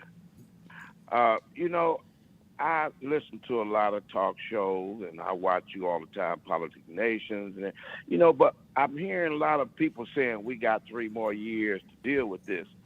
I better wake up. Trump ain't planning on going nowhere. You remember when he was campaigning, he was telling his people, you won't have to vote anymore. That came out of his mouth. You won't have to vote anymore. That's why they doing all this gerrymandering and carrying on. They want to control these elections going out. If we don't take care of this during this spring election, these midterm elections, it's going to be over with. See, the only way we can do that, the Senate and the House have to be taken over by the Democrats, and then they can do something with Congress, because that's the culprit right there. They can set limits on Congress and make it go into effect right away, because this is a dictatorship in full steam ahead, and there's no question about it. No, I think you're right, Jerry. I think you're right, Jerry. Jenny, and you can address the midterms, but also bring in there, since he's talking about a dictatorship and a autocracy. Give us your interpretation of what has happened to Jimmy Kimmel, and for that matter, Stephen Colbert, because it looks like that we're in a season of unabashed silencing of people even being able to crack jokes about the present administration. Absolutely. Well, what happened with Kimmel and what happened with Colbert is straight up government censorship. And what the First Amendment seeks to do is to actually control against government censorship. And government censorship is the government punishing speech that is negative about the government, about government officials. And Colbert and Kimmel have never shied from, essentially in their stand-up comedy or in their monologues, poking fun at President Trump, and he and his cronies have not liked it. What's happening right now is that the chair of the chair/secretary of the Federal Communications Commission, a guy by the name of Carr, who actually wrote the chapter on communications in Project 2025 and has been working with Trump since the first term. Essentially, he has oversight of all of the deal making that goes on when you've got media companies trying to merge, trying to do business. They have to, get approvals and from the federal government. And so what's happening is you've got a lot of these big media companies that have requests. They have actions before the federal government, and they know that if anybody, within the rank and file is doing anything or saying anything that criticizes Donald Trump, then they're at risk of their plan. And let me interject right there so people understand. Both Nexstar, who was dealing with ABC. They're some of the affiliates ABC Network uses, who were the ones that said they was going to pull Kimmel off. They're in the middle of a merger deal. And where Stephen Colbert was, CBS, was in the middle of a merger deal that did go on that did get through, rather, after Colbert was taken off the air with Paramount. So this is not theory that Attorney Jones Austin is talking about. These are actual deals that are decided, I want y'all to hear her clearly, by FCC, Federal Communications Commission, that is chaired now by a guy that wrote sections of 2025 directly. We're not theorizing here.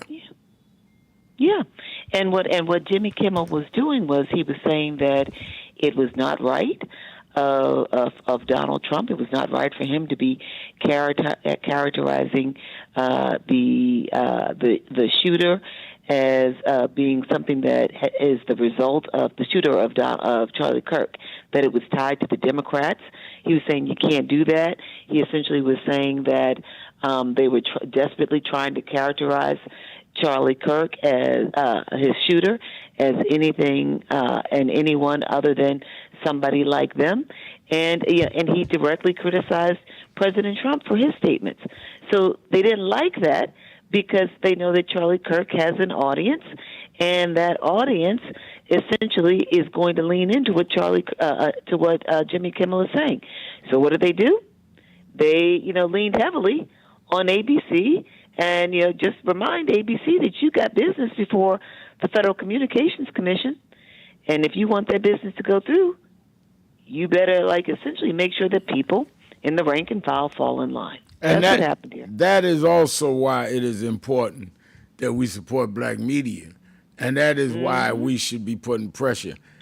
One of the things that we've done with our talks with these big companies, and we've been successful at least 3 of them, is saying you've got to advertise with black media because, and that includes Radio 1, that includes Byron Allen, that includes TV One, that includes Essence, that includes all black-owned media, because we can say to them, not only, yes, put money in black banks, yes, jobs, yes, boards, but you need to also force the people that have your dollar in their pocket, your consumer dollar, that we need our microphone, and our microphone is black radio, black newspaper, black magazine, black digital, because without that, the way they are locking down others now, we don't know who is talking to us.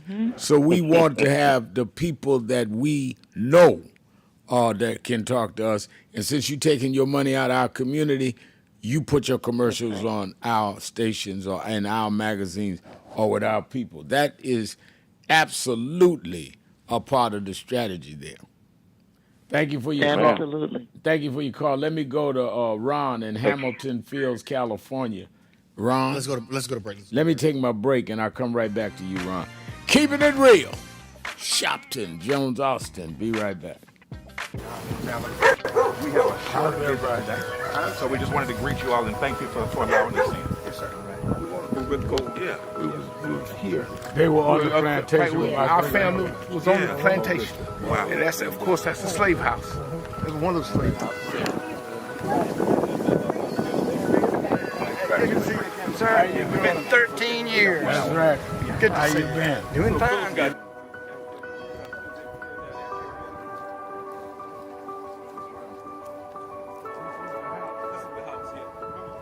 Right, last time. And we, Alexander Shaw.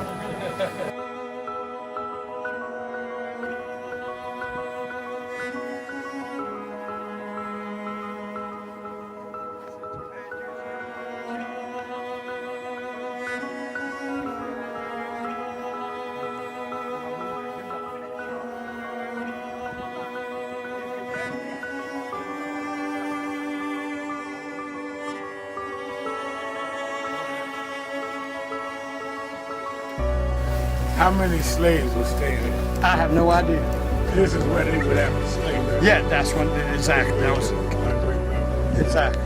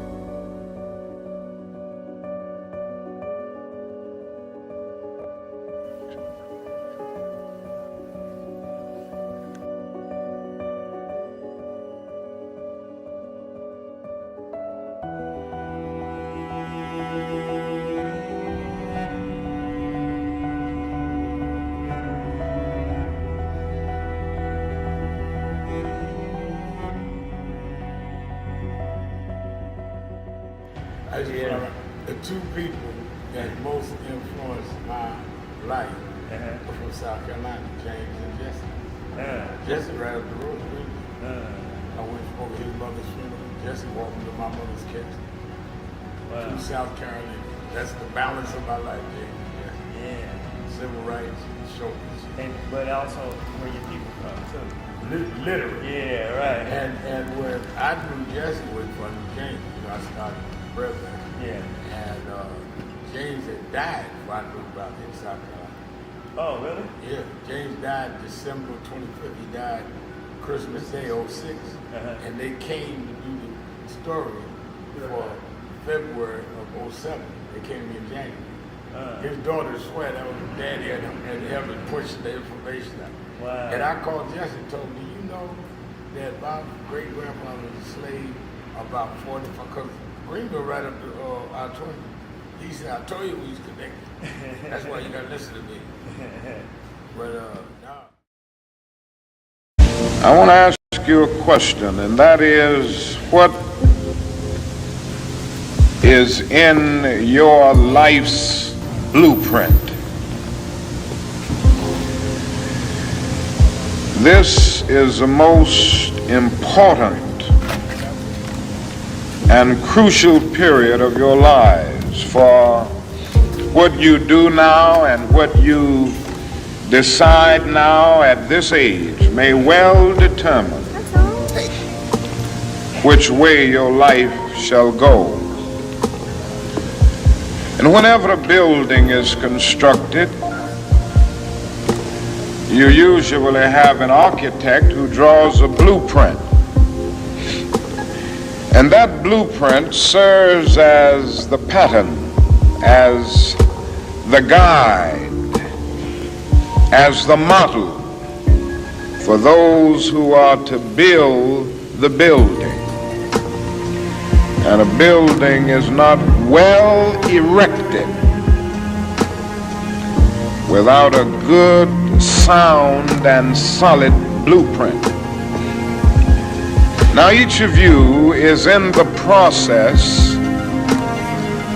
of building the structure of your lives. And the question is whether you have a proper, a solid, and a sound blueprint. And I want to suggest some of the things that should be in your life's blueprint. Number one in your life's blueprint should be a deep belief in your own dignity, your own worth, and your own somebodyness. Don't allow anybody to make you feel that you are nobody.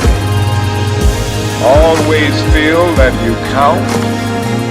Always feel that you have worth. And always feel that your life has ultimate significance.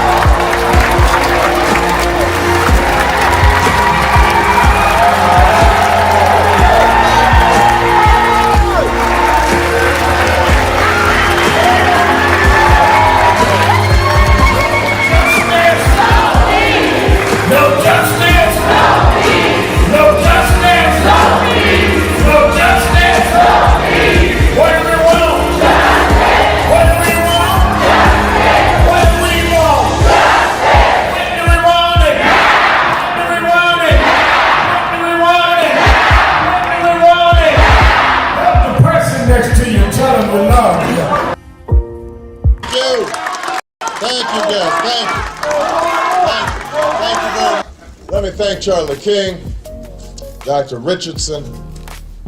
Most of all, let me thank Reverend Al Sharpton for bringing us all here together today in the Urban Action Network. I am proud to be a candidate for the presidency of the United States of America.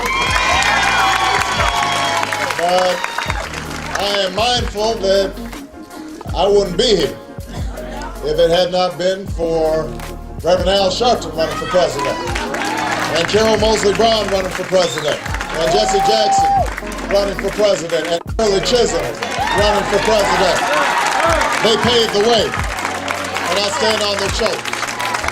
And I'm proud to acknowledge that debt that I owe.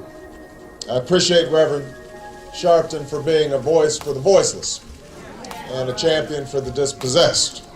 And as we saw last week, he's still on the front lines, fighting a good fight. And we are thankful for his energy and his willingness to challenge the conventional wisdom. I'm also thankful that Reverend Sharpton has built this organization because what he understands is that change in America doesn't happen from the top down. Change happens from the bottom up. Change happens when millions of voices set the agenda and hold those in power accountable.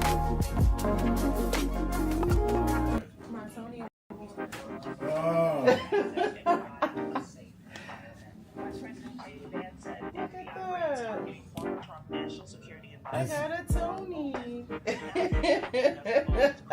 You got it?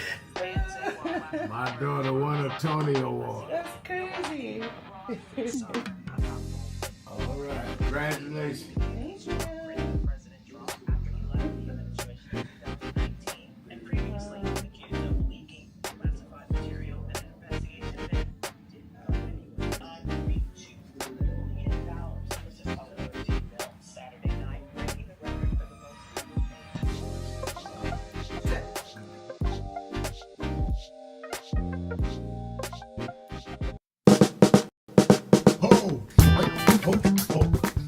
Do I seem excited? I am excited because this Saturday, the National Action Network Saturday Action Rally starts live on WBLS 107.5 FM in New York. We're going to expand. Every Saturday morning, we're live on WBLS 107.5 from 10 a.m. to 11. You'll hear the message. You'll feel the energy. You'll be involved. You won't be sitting around talking about, oh my God, look at what's happening. You'll be involved in dealing with what's happening. I'm excited, and you should be excited to turn on WBLS 10 a.m. every Saturday morning. I have a message for you, and if you want to, you can come to the I'm your host, Reverend Al Sharpton. Attorney Jennifer Jones Austin is our co-host. Let's go to Hamilton Fields, California, to Ron. Ron, you're on with Sharpton and Attorney Jones Austin. Oh, yes, sir. I had called originally to try to push forward focusing on what the government resolution for the budget.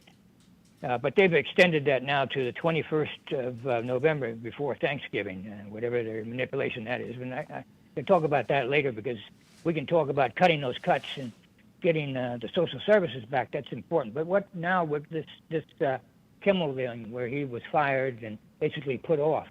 And Trump talking about conspiracies and charging people with the RICO Act, Get Racketeering Act, where in the old days, if you went up and said, I'm going to sell you window insurance, but you don't want to buy it, so your window's broken that night, and the man comes back the next day and says, are you going to buy my insurance? That's racketeering. I would say this, the premise in my mind, hearing this under two parties here. One, the administration, the threats using government agencies to threaten licenses, and the network itself have come in collusion to harm Kimmel and therefore his career and his prospects, including the restriction of his freedom of speech. He did not direct his speech to incite harmful actions. He did nothing there. Basically, opinion in the open, like anyone would do that gives an opinion, like on your show. I would say that Mr. Kimmel has a right to sue not only for the freedom of speech, for loss of income, and sue under the RICO Act because of the conspiracy between the administration and the network. How would you feel about that? How does that look? Jenny? You know, I think you make a good point, and here's the deal. This was not the first incident when Jimmy Kimmel said something that was embarrassing about Donald Trump. And so he would be able to show that he has, on several occasions, numerous occasions, said something and there's been no action taken against him. And he'd be able to demonstrate that, what is the difference in this particular moment, in this in this situation, that, his company has business before the federal government and, wants to see a decision from the Federal Communications Commission that is favorable to them. And so he might be able to demonstrate that they have now done something that is actually silencing him, and it's a violation of his First Amendment speech rights, and essentially it's for the purposes of being in collusion with the government. He might have a case. Look, nowadays what we're seeing is people are suing, even Donald Trump is suing when he doesn't necessarily have a case, but let's see where it goes. Well, I was thinking of the RICO Act itself, the Gangster Act, because when you have a collusion of people to do harm or to deprive, that comes under the RICO Act. I mean, this act, as the president, I've heard him say 2 or 3 times over even the last week about RICO, charging people with the RICO Act. I'm saying let me say one thing. The network is as responsible in this current action that they had. Evidentiary, yes, Mr. Trump or the White House have been against this man. That's all there. That's a component to add to it. But now it's the collusion of the network and the administration and the government agencies, and specifically anything personal against the president. This is a case, the premise of that is that these people got together. That collusion comes under the Gangster Act, the RICO Act. But the you have here, and it's a very fundamental, basic challenge. The RICO Act requires the federal United States Department of Justice to take action. It is not a civil case. It is a criminal case that would have to be brought by the United States Department of Justice. You are not going to see, especially under this administration, the United States Department of Justice saying that the federal government has colluded with a private entity against the people of the United States of America. And so that's why I actually went to, Kimmel himself might have a private right of action for his First Amendment speech rights having been violated. But you're not going to see. The RICO Act requires the federal government as the prosecutor to take action. They're not going to take action against themselves. No, that's for sure. And I think that clearly that's one of the reasons why, as I think our caller, immediate past caller said, we've got to vote to put in a judiciary, to put in a legislature, Congress, and Senate that will move forward on things like that. Let's go to Lola in Philadelphia. Lola.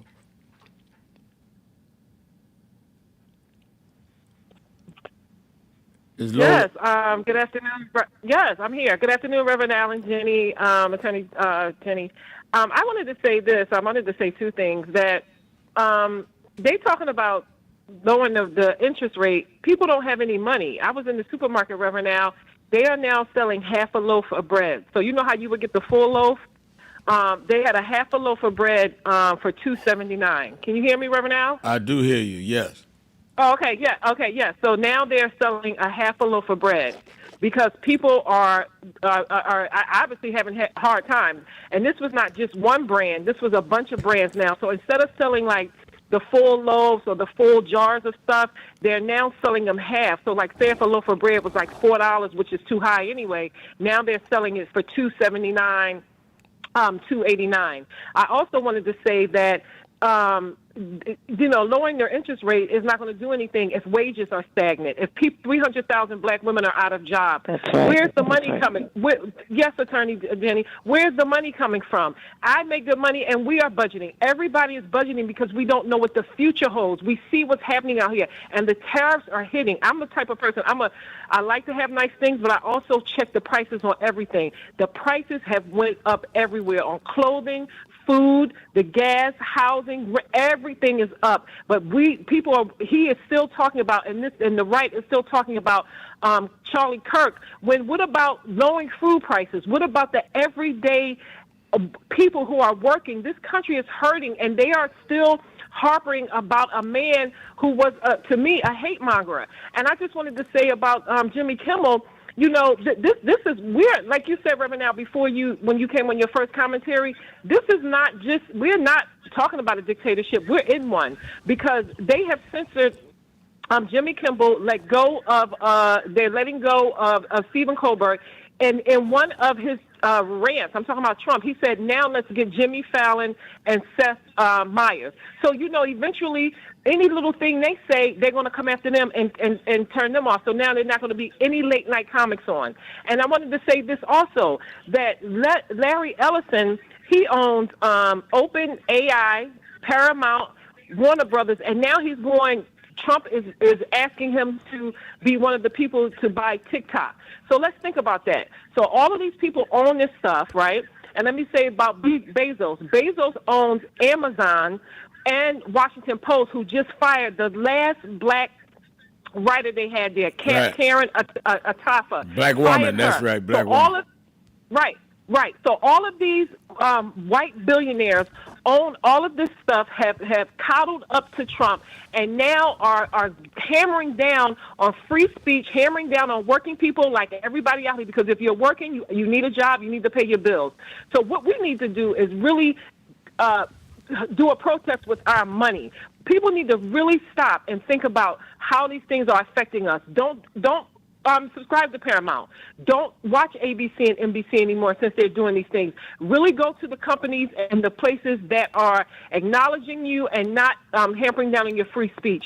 You can't say anything against them now. But let's say this, Reverend Al, Ben Shapiro, Nick Fuentes, Joe Rogan, Fox News, all of those are still on. I just pulled up Nick Fuentes to see he's still spewing his hate.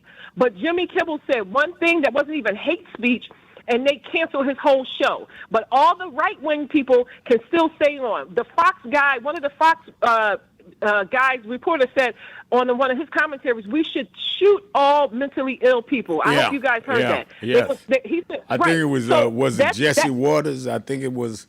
Yes, it was. Yes, Reverend Al. So shooting mentally ill people is the solution to having homeless people, to having homeless people who are on the street who are mentally ill, but he can still stay on. So no, he can apologize and get back on. And he was never reprimanded or suspended or anything. And now we have all of the people, Jimmy Kimmel, Stephen, they're going to go after Jimmy Fallon and Seth because Trump put it out there. So I wanted to say this, Reverend Al, what do you think about this? All of these companies, all of these universities, all of these firms, all of these places now are bending down to one white man. I feel like this is what they had in their hearts and their companies anyway. But let me answer, because we're going to run out of time. Let me just answer that. Everything you say, you're on mark in terms of economic use of our dollars, which is why we said at NAN's convention we're going to have to come to some people jumped out and said that they wanted to go after some sisters and brothers in Minneapolis, wanted to go after Target, then they picked up Atlanta. So we didn't confuse people. We said, fine, we'll support that. We'll support those that support us. So we did the boycotts, so nobody could say we had a counter boycott. And I don't know where they are now with that boycott. So I said, fine, we'll go into going into some of these companies in terms of buying stock. But none of it will work if people don't support it. And the people, everything you described is so on point, Lola. And you know who enabled them to do it, where Trump as one person could do this with these guys that are merging and all that? The people in our community that didn't vote sponsored Trump. Mm-hmm. We've got to also own some of this blame. We did it. Wasn't like we weren't told that this was going to happen. And I give him credit. Trump told us what he was going to do. And we sat home, or some black men voted against him. So the question is, in many ways, are we going to undo what we did? Trump didn't drop out the sky. Trump is a result of our negligence and our lack of numbers. We could have right there in Philadelphia and Pittsburgh got enough black votes to win the state of Pittsburgh. Kamala Harris lost by 1.5% of the vote. So I think while we are talking, we need to be able to sit together and go after these boycotts together and calculate them and not be playing one against the other, which is why we said, fine, we'll do this and y'all do that and we'll support it. 2, we need to start getting ready now for the midterms and tell us, fine, I understand some black men got tricked. We need to take them out of power. We can't act like they're so superior to us, there was nothing we could do. We enabled them by our inaction or those of us that voted for him. And we got to own that. Thank you for your call. Let's take a break. Be right back. Keeping it real. Shopton, Jones Austin. Be right back.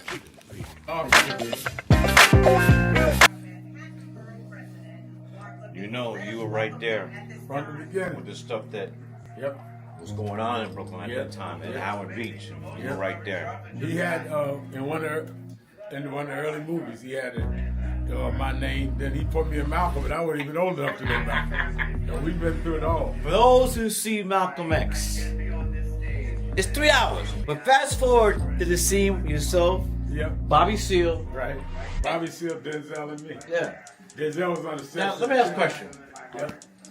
What was your weight on that scene? I brought it about 270. I was bigger then. Yeah. Still had the hair, man. Yeah, you had the head on.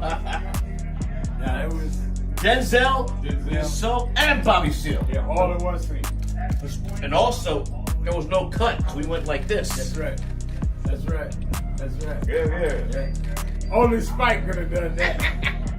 It's my brother right here. My baby. Brooklyn's in the house. Yes, sir. Brooklyn's in the house. BK.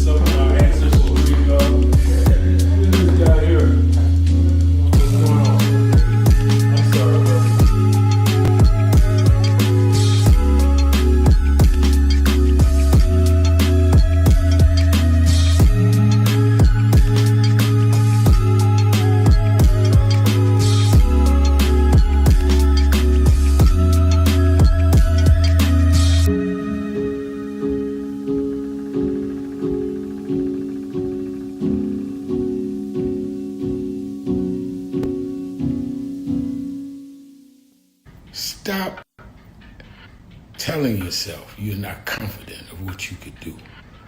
When people with half your skills and a quarter of your talent have gone on to create big waves in life, if you look at them and you know you're more gifted than them, then what is your problem? You are looking for someone to come and drag you into success. You've got to use what you have, which is, in my judgment, more skillful than others I've known in your area. Use that and believe in that, and your confidence will build up as you get going and start doing. And don't chase the spotlight.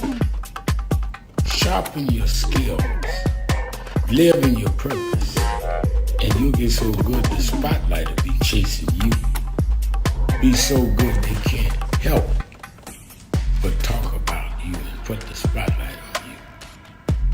You don't get your energy from chasing the spotlight. You get your energy by chasing your purpose. The spotlight and other adulation will come with it. Have a great day.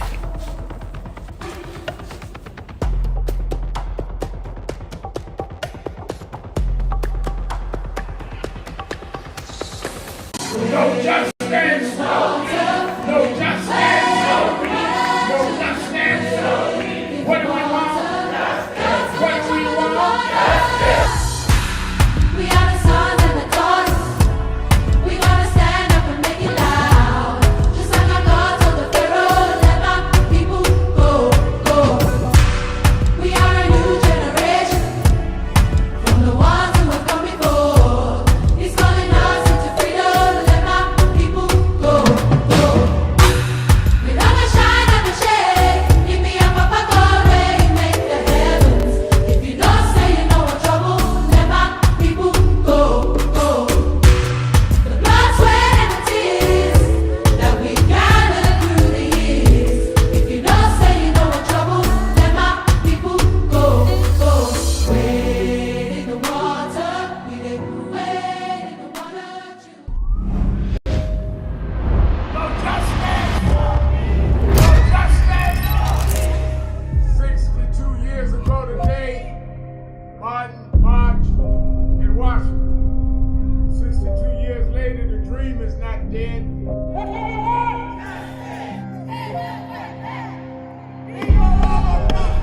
I'm here because I must be here. Democracy is not there for the pig, and you have to fight for democracy. That's what it is.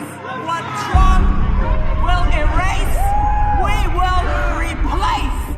Is the dreamers in many cases have reversed and tried to turn it into a nightmare.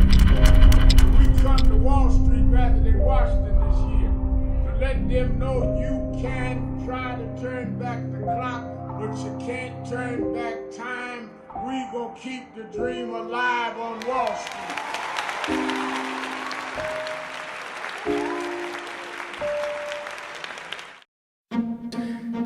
Look at the story. We celebrated Good Friday and Easter just a couple of weeks ago. Well, there's a message in that. I heard a preacher talk about this the other week. The thing that people forget, I want you to keep this in mind, is they crucified Jesus. Those of us that are Christian believe they hung him on a cross, maligned him, mocked him. Wasn't enough to nail him. They mocked him, saying if you be the king of the Jews, step down and deliver yourself. Mocked him. Ridiculed him. He wanted water, they gave him vinegar. Crowned him with a crown of thorns. When they should be giving you your celebratory, they're going to give you some attacks. But the end of the story was they went and laid him in Joseph's tomb. Didn't even have a family tomb. Didn't have insurance like some of us. Laid him in a borrowed tomb. But the third morning, this is the story they tell it. The third morning, when they came to where they laid him, he wasn't there. My message is to you today that don't let them catch you where they laid you.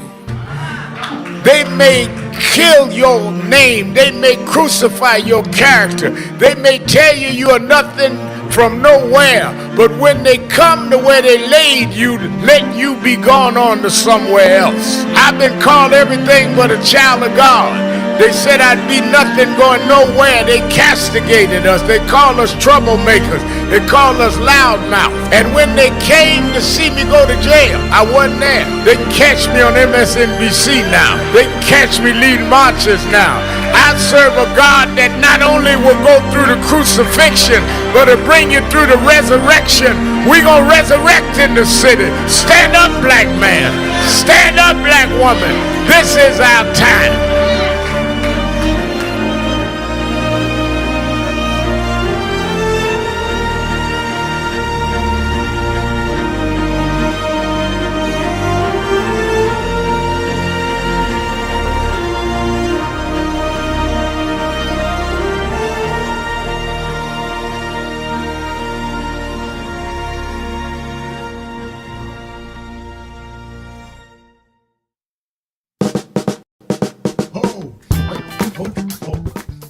Do I seem excited? I am excited because this Saturday, the National Action Network Saturday Action Rally starts live on WBLS 107.5 FM in New York. We're going to expand. Every Saturday morning, we're live on WBLS 107.5 from 10 a.m. to 11. You'll hear the message. You'll feel the energy. You'll be involved. You won't be sitting around talking about, oh my God, look at what's Keeping it happening. real. You'll be involved in dealing I'm with your what's host. happening. I'm excited. Reverend Al Sharpton, attorney Jennifer Jones Austin is our co-host. All right, it's Policy Day. Let's go to Todd in Cleveland, Ohio, WERE. Todd. Hey, Reverend Al Sharpton, Jennifer Jones Austin. So I pay grocery bills in 4 places. I pay grocery bills in Cuyahoga County for myself. That's Ohio, Metro Cleveland. I pay grocery bills in Washington, D.C., Hampton, Virginia, Charlottesville, Virginia, and some degree, but not as much, in Metro Atlanta. And this is like a monthly thing for me. And I look at prices, and I mainly pay attention to produce. And essential items such as toothpaste, mouthwash, things that are used on a practical basis, cleaning fluids. And I'm just not seeing in those areas big jumps in cost. Bread, I heard Lola talk about bread. Now that she lives in Philadelphia, that's a different city, so things are different there. But what I am noticing is that the Federal Reserve Bank is taking into consideration that if they cut interest rates at a marginal amount, then they can better assess to what degree it's going to stimulate the public, so that they can consider for a larger amount later. Because while the Trump administration is taking into consideration how many more people will take out loans, the Federal Reserve takes in consideration, well, how many people are going to pay those loans back? If it's easy, taking out a loan doesn't mean that you actually are a richer person. You've increased your debt, and then you have to make it. You know, you can buy the car, but you have to pay back the loan to maintain the car through any periods of maintenance, through any periods of upgrading cost of products that you want to add onto your vehicle, and if you have a credit card, you know, you may be able to borrow more, a little bit more, but the things that you buy in it cost more. So to what degree are you going to pay back the debt on the car? The Federal Reserve Bank takes those things into consideration. So I don't see it personally in the grocery stores, but I'm aware that there's a reason why there's only marginal changes in the interest rates, and the public should be aware of that too. Are you following what I'm saying? I think I am. Jenny, do you follow? I mean, I'm following in part, but I mean, one of the things I just want to point out is I don't know where you're shopping, and I don't know where the caller who talked about the increase in basic household goods, the costs having gone up. I don't know where she's shopping. But what I can tell you is that through the years there's been a lot of research, and it's something that I've worked on. I actually chaired a commission focusing on supermarkets around the state of New York and the cost of goods and services. And one of the things that we see repeatedly is that in communities where people have less income, you will often see a spike in cost for goods, for basic goods, at levels that you don't see in middle-income communities and then in more affluent communities. And it has a lot to do with the rate of consumption. It has a lot to do with access often in communities with where people have lower income. You have less competition, and you'll see that the people who are running these stores will increase the prices. Maybe their businesses are affected, but you'll see the prices go up faster. So I don't know where you shop, and I don't know where she shopped, but that could be a factor. Whole Foods, Safeway, Publix, Kroger. There you go. You just Heinen's. answered my question. Yeah, you just answered my and question. Heinen's, Whole Foods and is not up in. Yeah, just think about it. Whole Foods ain't up in the black and brown communities. And the other thing you got to keep in mind is, even if you're looking at a Safeway, Safeway is a huge public chain. The larger your public chain store, the better able you are to control your prices. If we're talking about what we see in a lot of our communities in terms of immediate, down the street access to basic goods, these are small entities, and they will jack up the prices. What I'm seeing is that they're running more sales. So you now I see the receipt. Now I see I'm at the counter at Heinen's, and which is a local grocery store in Metro Cleveland. At the shelves, I see the receipts because I got kids to pay for it. That stuff like that. So for the other places, and in Atlanta, I'm sometimes at the shelves too. But I see a lot of sales, so that you could walk up to that shelf and see, well, this is what the regular price is, but now it's on sale for this week. And the sale price is often a price that would have been the regular price 5 years ago. That is true. That is happening a lot. But the sales keep coming. And Whole Foods, although they're not in, I don't know that I've ever seen a Whole Foods in a black neighborhood, truthfully. Maybe one in Chicago over there just outside Inglewood, maybe. But there are a lot of black people that go to Whole Foods.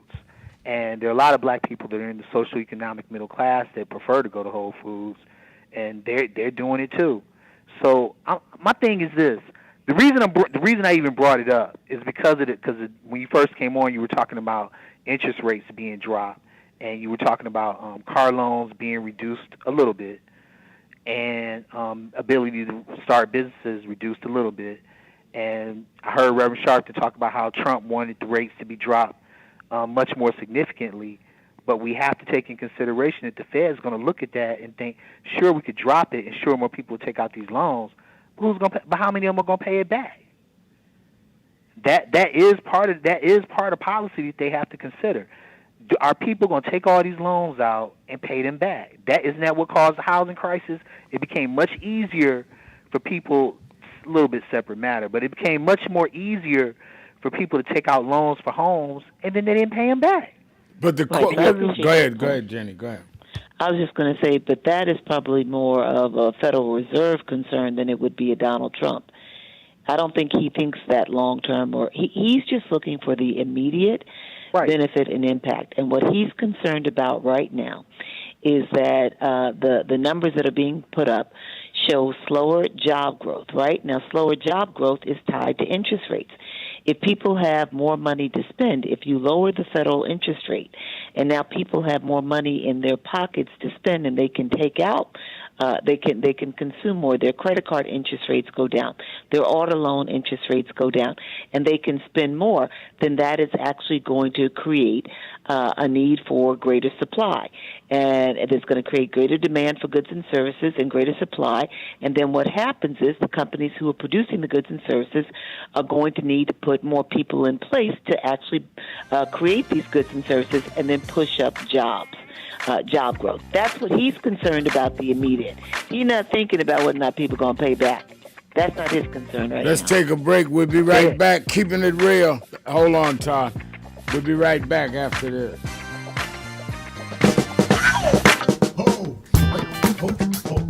Oh, do I seem excited? I am excited because this Saturday, the National Action Network Saturday Action Rally starts live on WBLS 107.5 FM in New York. We're going to expand. Every Saturday morning, we're live on WBLS 107.5 from 10 a.m. to 11. You'll hear the message. You'll feel the energy. You'll be involved. You won't be sitting around talking about, oh, my God, look at what's happening. You'll be involved in dealing with what's happening. I'm excited, and you should be excited to turn on WBLS 10 a.m. every Saturday morning. I have a message for you, and if you want to, you can come to the House of Justice and be there live, 145th Street and Lenox Avenue. We kick off at 9, and we don't stop until we deal with getting our people energized.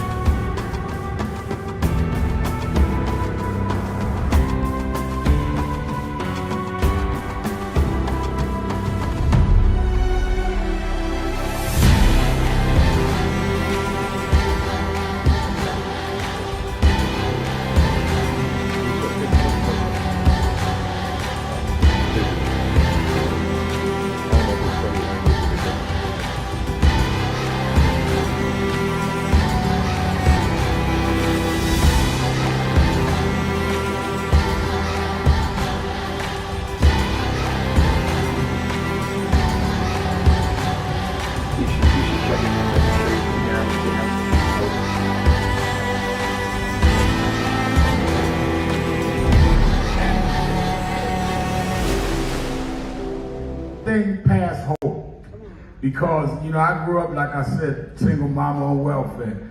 And my mother told me there's a part in life that hope's gonna run out. But she told me you got a double barrel in your engine. I said, what is that? She said, you can switch from hope to faith.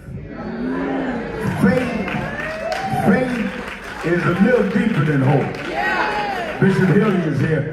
Faith is when hope runs out. Faith is the substance of things. Hope for the evidence of things not seen.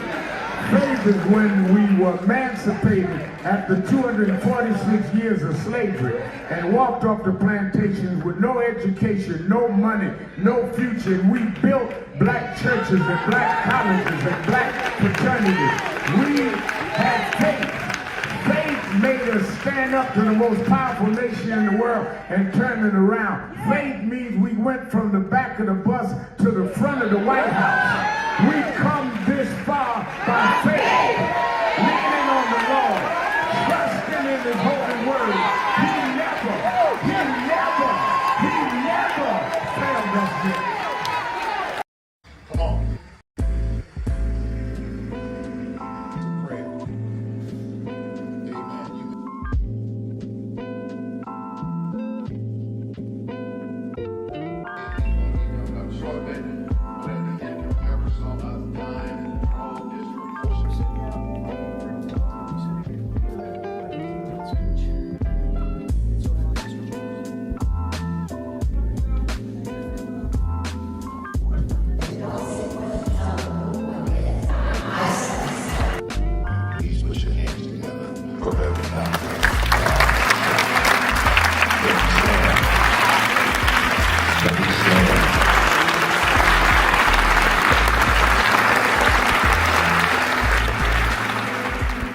We've reduced a lot of our ministry to entertainment. Or who can hoop the loudest? Who could run around the pulpit more? Or who got the dresses fancy and don't deal with the ministry? Jesus healed more people than he preached to. Because there is in the healing your message. They followed Jesus because he healed a woman with the issue of blood. They followed Jesus because Jesus saw a blind man named Bartimaeus. A lot of us would have dismissed him because he was a broke, poor, homeless, a blind man. How do you know he was broke, Reverend? Because they say he was begging. But he understood what he was doing because he heard that Jesus was passing by. And when Jesus got close enough, he said, Jesus, son of David, come see about me. They kept telling Jesus, let's go, we got a schedule, we got people to see. He said it again, Jesus, son of David, come see about me. And when he did it the third time, Jesus stopped and went and healed the blind man. Now, what I get out of that scripture, Bishop Daughtry, is that the blind man told Jesus, if you are who you say you are, you're going to stop and see me. Yes, sir. And if you stop and see me, you will confirm who you are. Yeah. But when we are pastoring and leading in communities with bad health, we cannot be the followers and representatives of Jesus and walk by people that are sick and we not be part of making them well.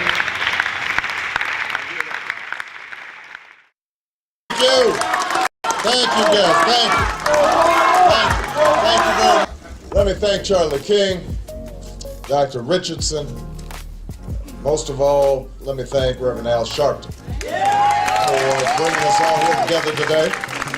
The Urban Action Network. I am proud to be a candidate for the presidency of the United States of America. But I am mindful that I wouldn't be here if it had not been for Reverend Al Sharpton running for president, and Carol Mosley Brown running for president, and Jesse Jackson running for president. And I'm your host, Reverend Al Sharpton. Attorney Jennifer Jones Austin is our co-host. Don't forget Politics Nation with Al Sharpton, live at 5 Saturday and Sunday, And Jenny, I've already got one governor and a couple of members of Congress to deal with this whole question of free speech.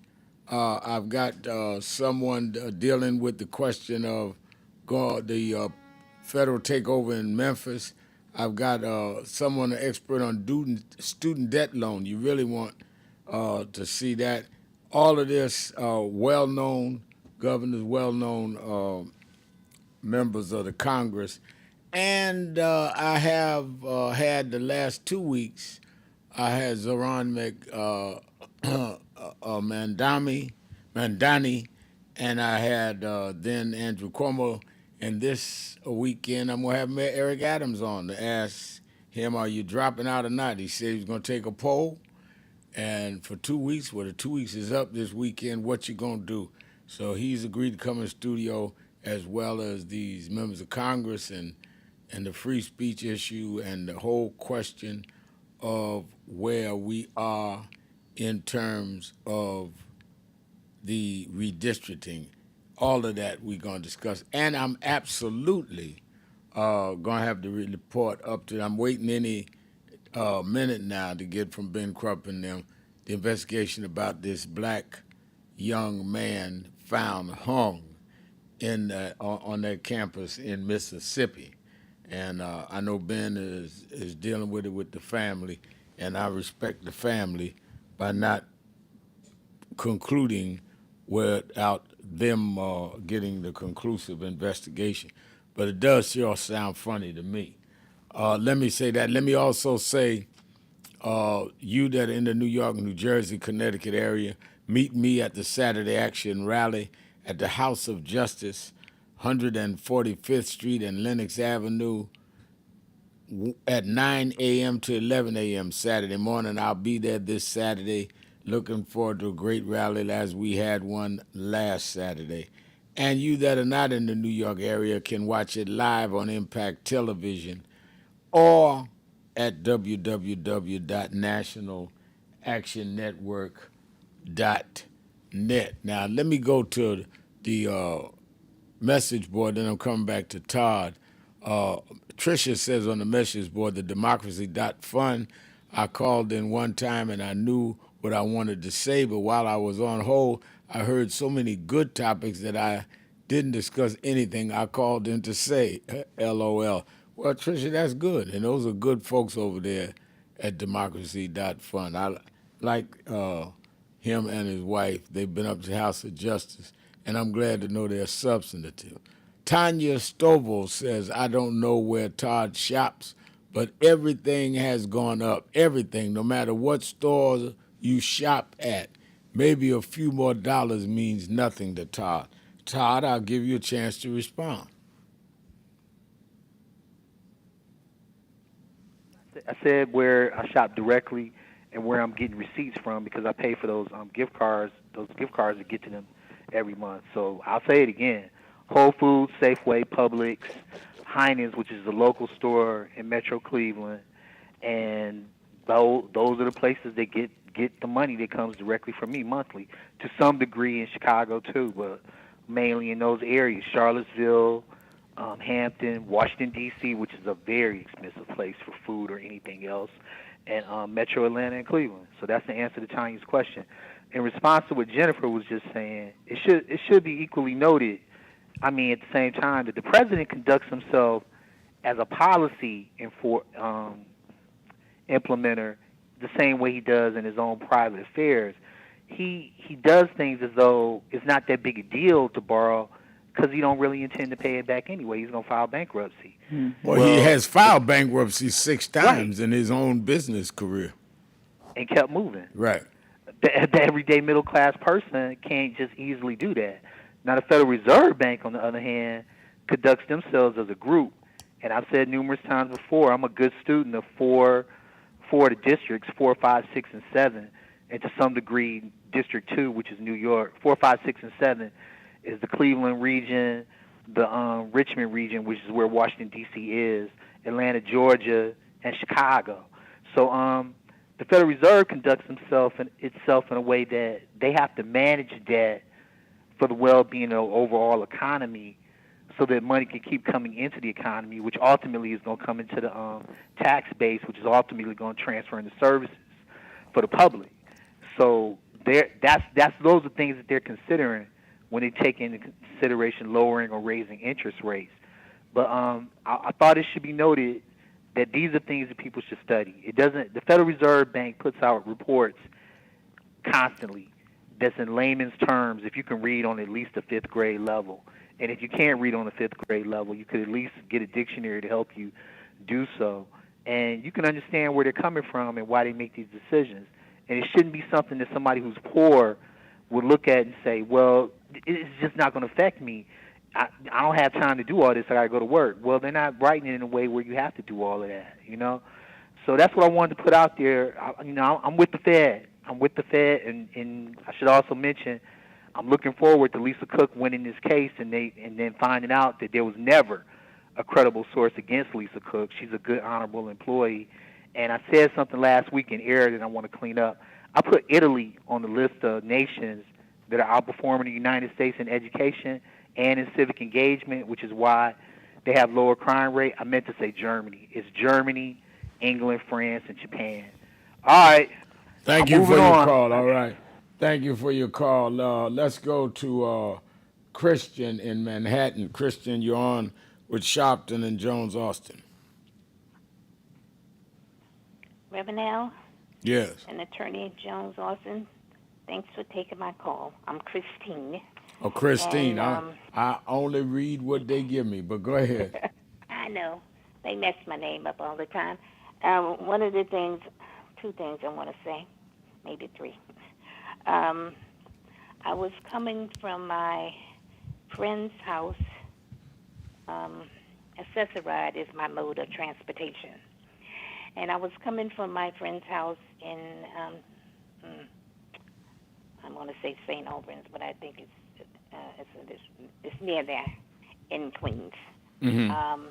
And the day that 7 went to the ball game at Yankee Stadium. Mm-hmm. My exit is near Yankee Stadium. And the man pulled over, and he told me he was going to pick up a lady. Well, he pulled over in front of this shady building, and 2 men got in. One had a cane. He got in the back with me, and the other one sat in the front. And then he changed radio stations, Reverend Al, and he said, "No justice, no peace." I'm like, "Thank you, Lord." I'm praying the whole time. So then that gives me a chance to talk, because I feel he's okay if he's listening to your station. And the man in the front spoke more English. Spoke more English than Spanish. So he said to me, I told him, I said, I went to the walk with Reverend Al on Wall Street. He said, "Oh, I just found out about it the day after."